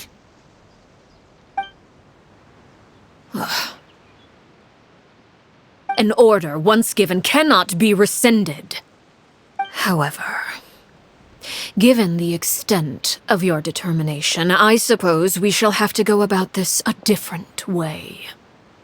Draw your weapons and face me. Our weapons? Father, are you referring to a duel? Precisely. The rules of the house will not be altered. Traitors must be punished. However, resolving disputes with a duel is also one of our rules, one that also applies to me. Demonstrate a sufficient showing of strength, and I shall offer a concession. Wait. Beat Father in a duel? Impossible. Father is way too strong, even for Lenny.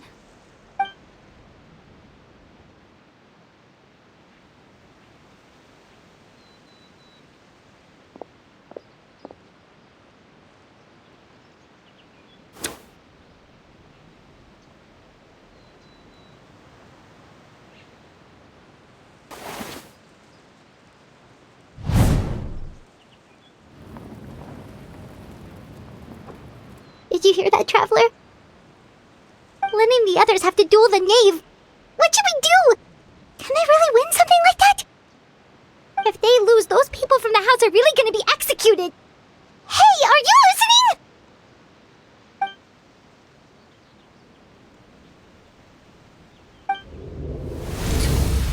Don't you want to say a proper goodbye at least? Anger makes you impulsive.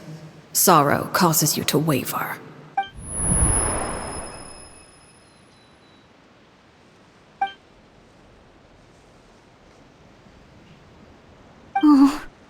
Looking at that expression on her face, she seems really serious about this. Guess that means there's no chance she's throwing the duel on purpose, huh?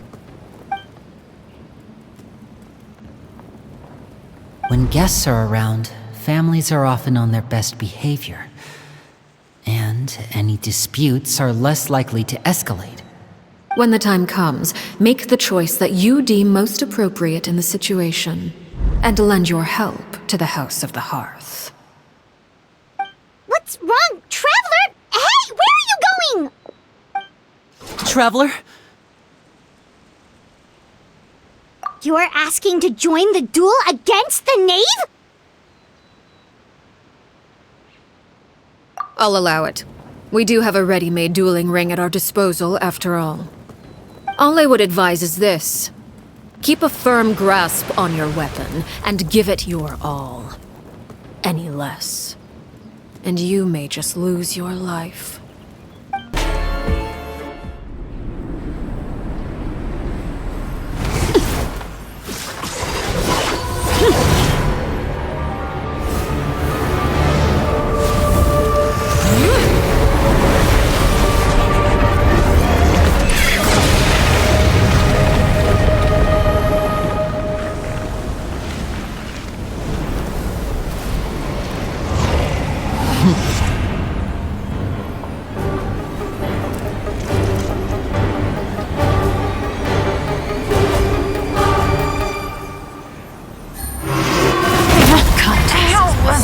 Who's next?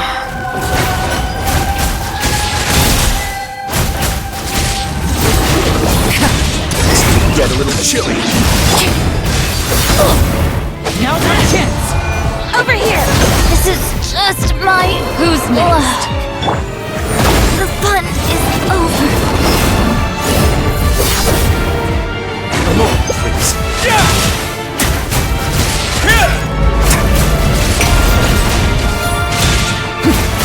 Watch out for Father's movements! Look out! Your punishment made manifest.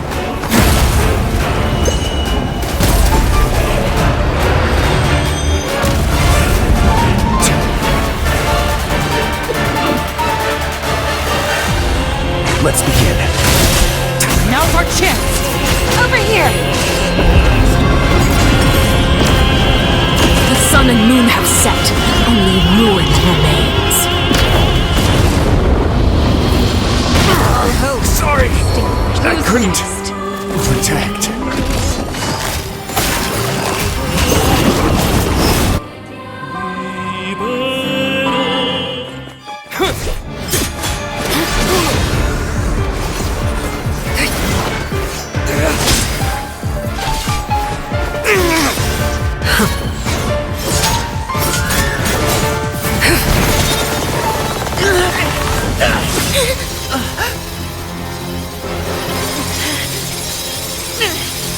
You should know better than to crowd in one place.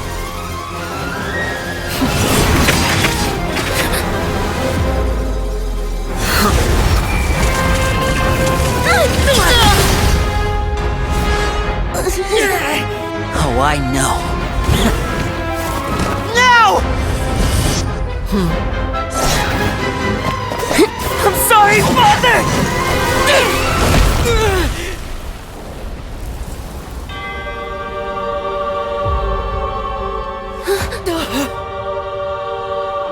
Sorry for what? This pitiful excuse for an attack?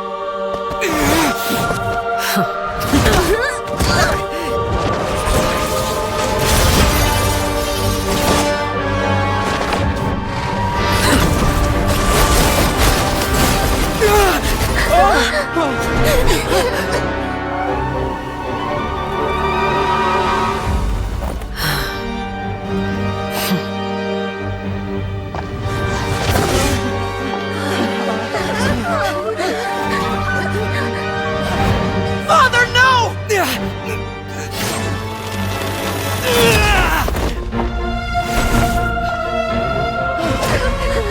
Made it out, did you?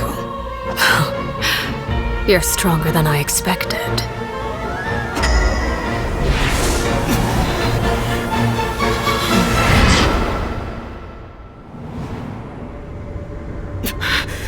A crimson moon? I can't move.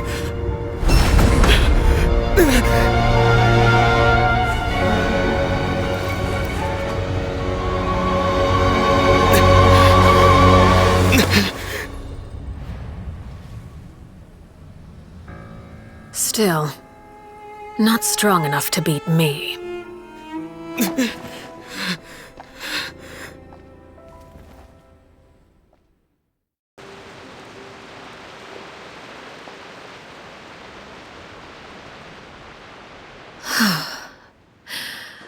I believe we can end things here.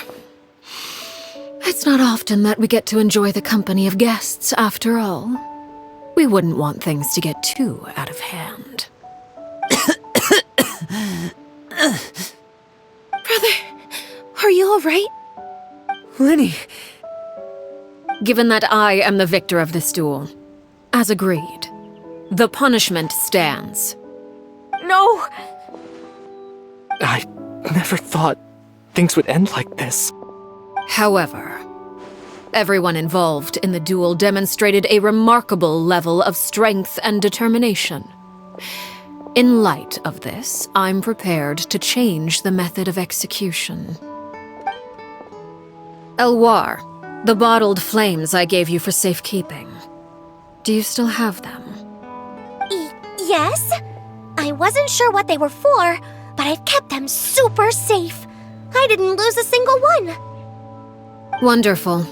Then, in just a moment, I'll have you administer them. Bottled flames? Indeed. They're the product of a secret experiment. Under certain special circumstances, flames can be extracted from my person and preserved. Once ingested, searing pain will spread across every inch of your body. No harm will come to you physically, but your memories will be burned away. If you can withstand the pain, when you awake, you'll have forgotten everything you know about the House of the Hearth, and will be expelled from the organization. In other words, administering this concoction will kill the version of you that grew up in the house, and give you a new identity.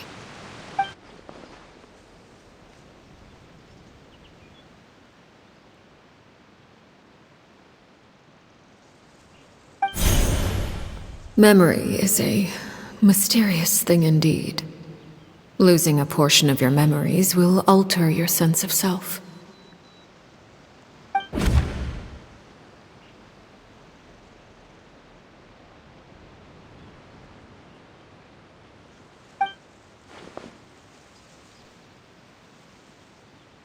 So, you're just letting us go, Father? You misunderstand. Memories are extremely important. Once consumed by flame, the version of you standing before me will die, and our secrets will die with you. So no, I don't intend to just let you go, because the person who survives will be nothing but a stranger. Even so, I won't have to live in fear anymore. I'm sorry, Father.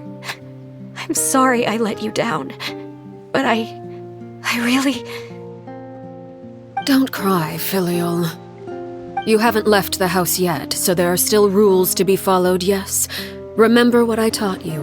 Anger makes you impulsive, sorrow causes you to waver. Don't let yourself be controlled by your emotions. Of course. I'll remember. Dry your tears, and go pursue the life you really want. Yes, Father. Chaplot, Foltz, Elwar, take them back to Poisson. And bring Linny and the others as well. I prepared 3 extra vials of bottled flames. As for whether to take them, the choice is yours. Goodbye, children. The next time we meet, I will no longer be your father. Thank you for all you've done for the house. I hope you have bright futures ahead of you.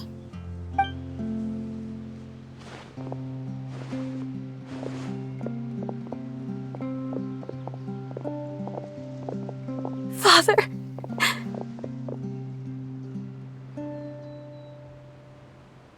Let's go.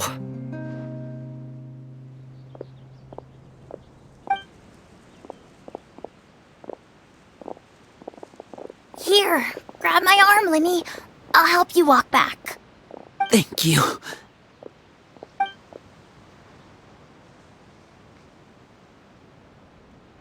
Clairvy.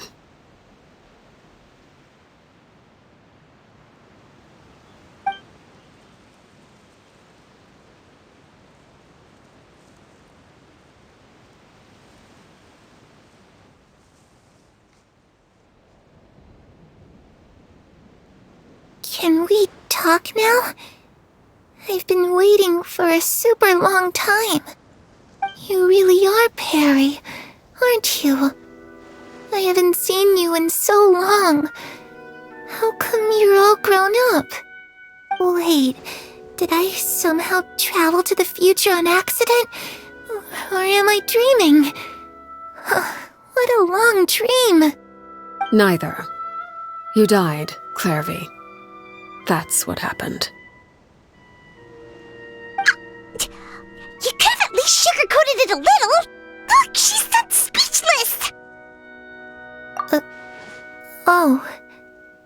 Okay then. Huh? That's it? You accepted it just like that? Yep. If that's what Perry says happened, then I believe her. Perry wouldn't lie to me. Plus, I don't really need to know why I'm like this. I'm more curious about what happens in the future. If you're a harbinger now, Perry, that means Mother is gone, isn't she? Can you tell me about it? I want to know what happened to her. And to me. You never stopped trying to defy fate. At first, no one believed you. You could only vent your frustrations to the moon. In fact, you often sought comfort in the night sky. You wanted to see the aurora, so one night we promised each other we would go to Snezhnaya to see it together. Later on, you tried to run away, but you were brought back each time. Mother spared your life, but it wasn't out of kindness. Instead, she decided to make an example of you by slowly torturing you over time. That way, the other children would know what happens to traitors. Still, you never gave up. Mother hoped that through ruthless duel after ruthless duel, she would be able to crown an ultimate victor among the children she raised. But you called on everyone to unite, to fight to a draw in order to reduce casualties. Your efforts may have only delayed the inevitable, but still. You gave them hope. You tried everything you could think of, but every attempt ended in failure. Still, you never turned your sword on Crucibina, and you never turned it on me. On that gloomy day, you told me, "For the last 16 years of my life, I've done everything I can to fight for freedom. But now, I realize that the only freedom I truly possess is the freedom to choose to die." I never imagined I would say something like that. I must have been feeling really worn down. But somehow, I still think I understand. According to Mother's plan, only one of us was going to make it until the end. And I always hoped that person would be you. If I could do it all over again, I still don't think I would make a different choice. Even when I first met you, I knew you'd be able to do what I couldn't. Is that so? Even now, I'm not sure I truly understand what kind of freedom you were trying to pursue. But as the head of the House of the Hearth and as the children's father, I've tried to give them the most basic of freedoms. The freedom to choose their own fate. It's something I discussed with the Iudex of Fontaine. The children who want to leave the house will have their memories wiped clean of all secrets pertaining to the organization. In return, they will be allowed to live a normal life in Fontaine without being prosecuted for their past. Of course, I won't simply hand freedom to them on a silver platter. They have to fight for it and prove themselves worthy of it. Only freedom that is earned has true value. That's more than enough. That's exactly the kind of life I was fighting for. You know, Perry, I think you're a pretty amazing king, and a really great father, too.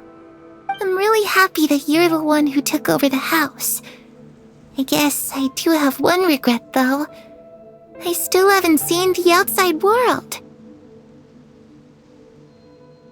Well, it just so happens that our dear guests over here have been to many nations and traveled to countless places. Perhaps they would be willing to tell you what the outside world is like. Really? Of course! We've traveled all over the place. We've got so many stories, we could probably talk your ears off for 3 days straight!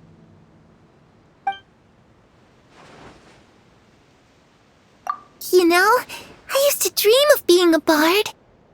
Playing the lute while singing into the winds of freedom. Even if there was no one there to listen, I would have continued to sing no matter what.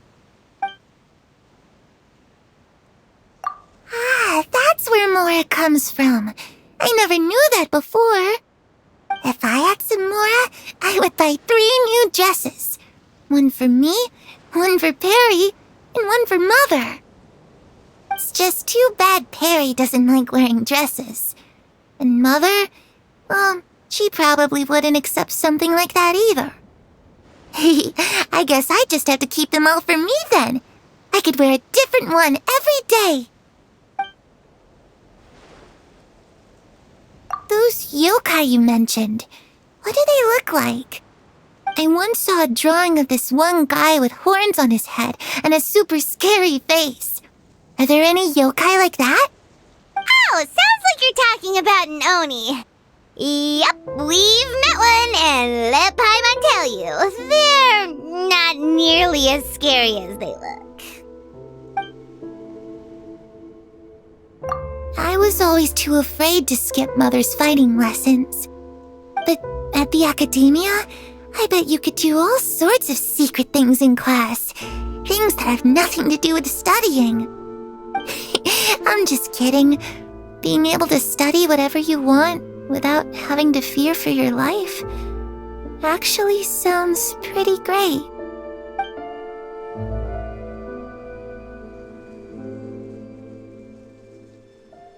The situation was super dangerous. Lenny and Lynette were accused of committing a crime, and they were going to have to stand trial at the Opera Epicles. Oh no! That must have been hard for all of you. What happened next? Don't worry, we were able to turn the situation around super quickly. All thanks to Detective Paimon, of course. How'd you do that? Come on, tell me. Okay, so it was like this. After the failed magic show, we rushed to the scene and...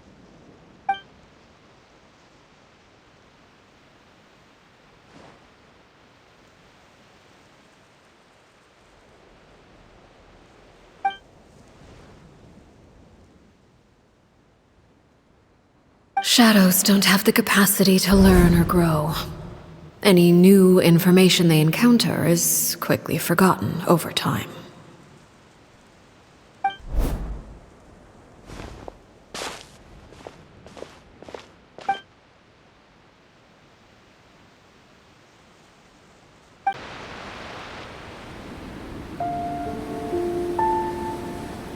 Clairvy. You've worked tirelessly from the shadows to overthrow the House of the Hearth. Now, by my authority as the Knave, I shall announce how this matter ends. You are hereby expelled from the House of the Hearth. You are no longer tied to this place, nor are you bound by its rules. You're saying that I can finally leave? I get to experience the outside world as well? Oh, I almost forgot. There's no getting older for me. Still, seeing who you grew up to be makes me really happy, Parallel. Take care of yourself. Goodbye. May we meet again someday.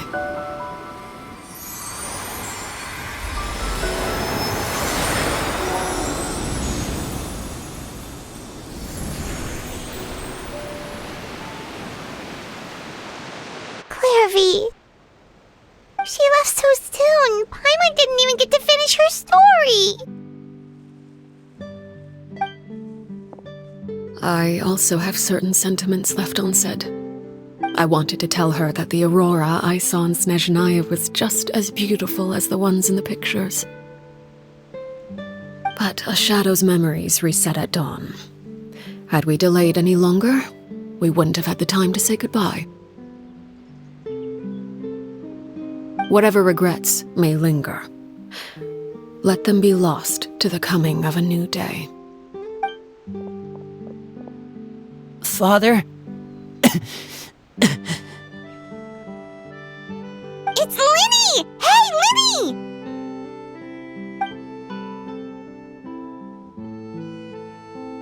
What is he doing back here? Let's go check it out.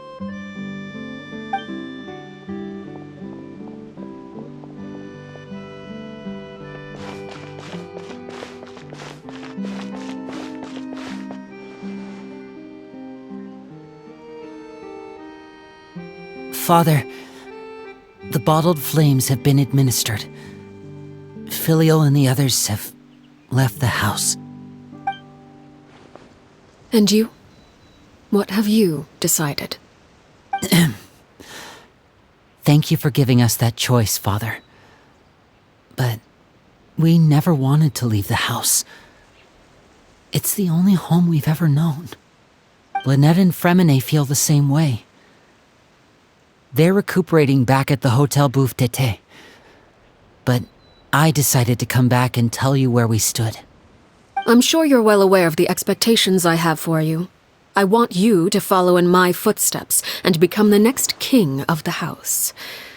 Yet you seem to have different ideas.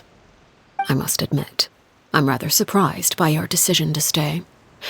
There's nothing wrong with choosing to live a quiet life. Leading this organization is a heavy responsibility, one not so easily carried by someone forced onto the throne.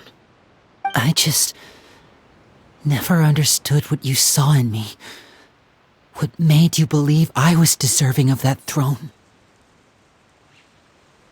You're brave, talented, and, most importantly, you cherish your family. You would do anything to protect them, even if it costs you your life.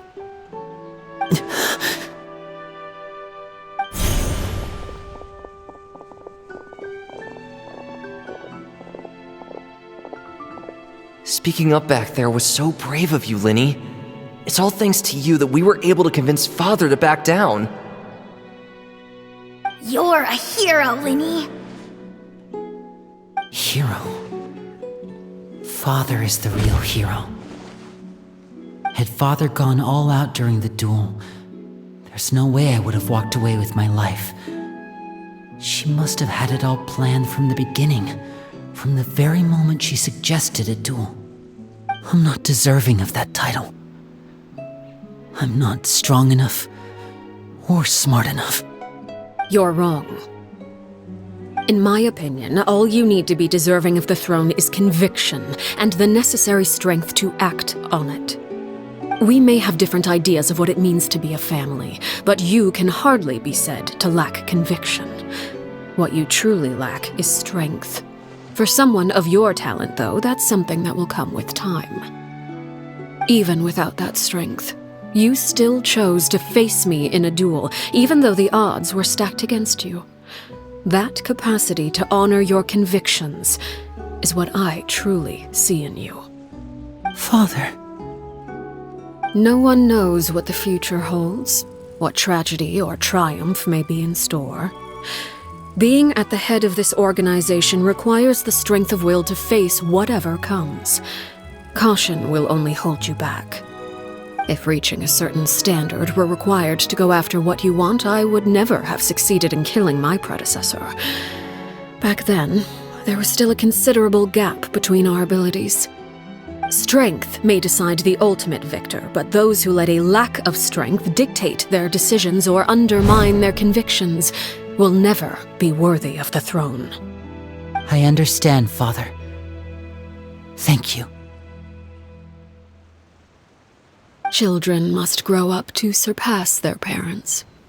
Only then can a family continue to flourish.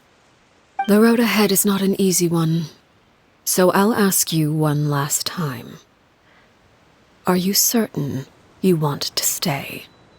You've done so much for me, Father, and that kindness must be repaid. Plus, with Project Stuja at hand, there are many dangers ahead, and I, for one, don't intend to back down. Protecting my family at all costs. That's my conviction. Then you're welcome to stay. As for Project Stuja, you need not be too concerned. If those cowardly businessmen and heartless dignitaries try to take us down, I'm prepared to teach them a lesson. Having members who longed for the light was our organization's last weakness. With those members no longer among our ranks, the House of the Hearth is like a spider hiding in the shadows. We need only wait for our prey to come to us. At present, our imperative is to use their plan to our advantage. In doing so, a crimson moon shall rise amid the frigid blizzards of winter. No demonstration of loyalty shall go unrewarded, and no sacrifice shall be in vain. As for the two of you, whether we meet again as friend or foe, I'll remember the camaraderie we shared in this moment. No matter how arduous the journey ahead, I hope we both reach our desired destination.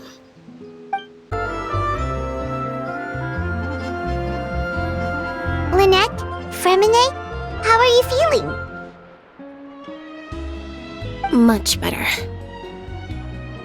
Whew, what a relief! What about you? Are you feeling alright? I knew you'd come out unscathed. Us, on the other hand, well, we've been bedridden for 2 days. I couldn't even turn over. Oh, and I wanted to ask, is Clairvy gone? Linny and the other members have left Poisson and returned to the House of the Hearth. According to him, there haven't been any more sightings of a spirit roaming the house. I see. I'm glad. Father came to check up on us 2 days ago and told us about what happened with Crusabina and Clairvy. Actually, I've met Crusabina before. Wait, what? You've met the former knave? Crusabina died a year after Clairvy. It was during the year between their deaths that I joined the House of the Hearth. Crusabina had an extremely cruel and radical way of doing things. While she was alive, the atmosphere in the house was suffocating. When I joined, though, the experiment she valued so much had already come to an end, and all the people involved, dead and injured alike, were gone. Crusabina never talked about the past with us newcomers. A couple of months after I joined, Father killed Crusabina and burned all her files. With that, the names of all the people subjected to her experiments, Clairvy included, were lost to the flames, along with the painful memories they represented. Father took in Lenny and me a couple months after that, but she never mentioned anything about Crusabina or Clairvy. It really seems like something she was planning to keep to herself. The last time you talked to her, did she mention why she kept it a secret for so long? She said she didn't want us to be affected by the darkness of the past. She was worried we'd develop a false sense of gratitude towards her if we knew about it. The foundation of a family should be free of any corrupting influence. Whatever happened in the past, it has nothing to do with who we are now. And that's what Father told us in the end. But I still thanked her for everything. It was only after hearing about what Crusabina did that I finally realized how insignificant our lives could have been. The members of the house meant nothing to her. To say that she valued them in any way, even just as a tool, would probably be giving her too much credit. If Father hadn't taken over the House of the Hearth, I probably would have already... Father rarely brings up the fact that she saved us. She doesn't believe that being indebted to her should be what ties us together. But even if we didn't owe her anything, we would still choose to stay. Because this is our home. We may have arguments or times when we feel wronged. Some people may even choose to leave. But as long as Father is here, we will always have a home. Whether the path before us is bathed in sunlight or shrouded in shadow, we'll follow Father wherever she chooses to go. So I wanted to say thank you for helping us make it through this crisis. Without your help, we could have lost a lot more along the way. Oh, we didn't do anything, really. Of course. You're welcome anytime. Are Filial and Nantoy okay? I actually saw them at a cafe this morning. They didn't recognize me. From what I could tell, they were drinking coffee and talking about one of the operas that started running recently. They seemed happy. If I had to take a guess, I would say they finally found the kind of life they always wished for.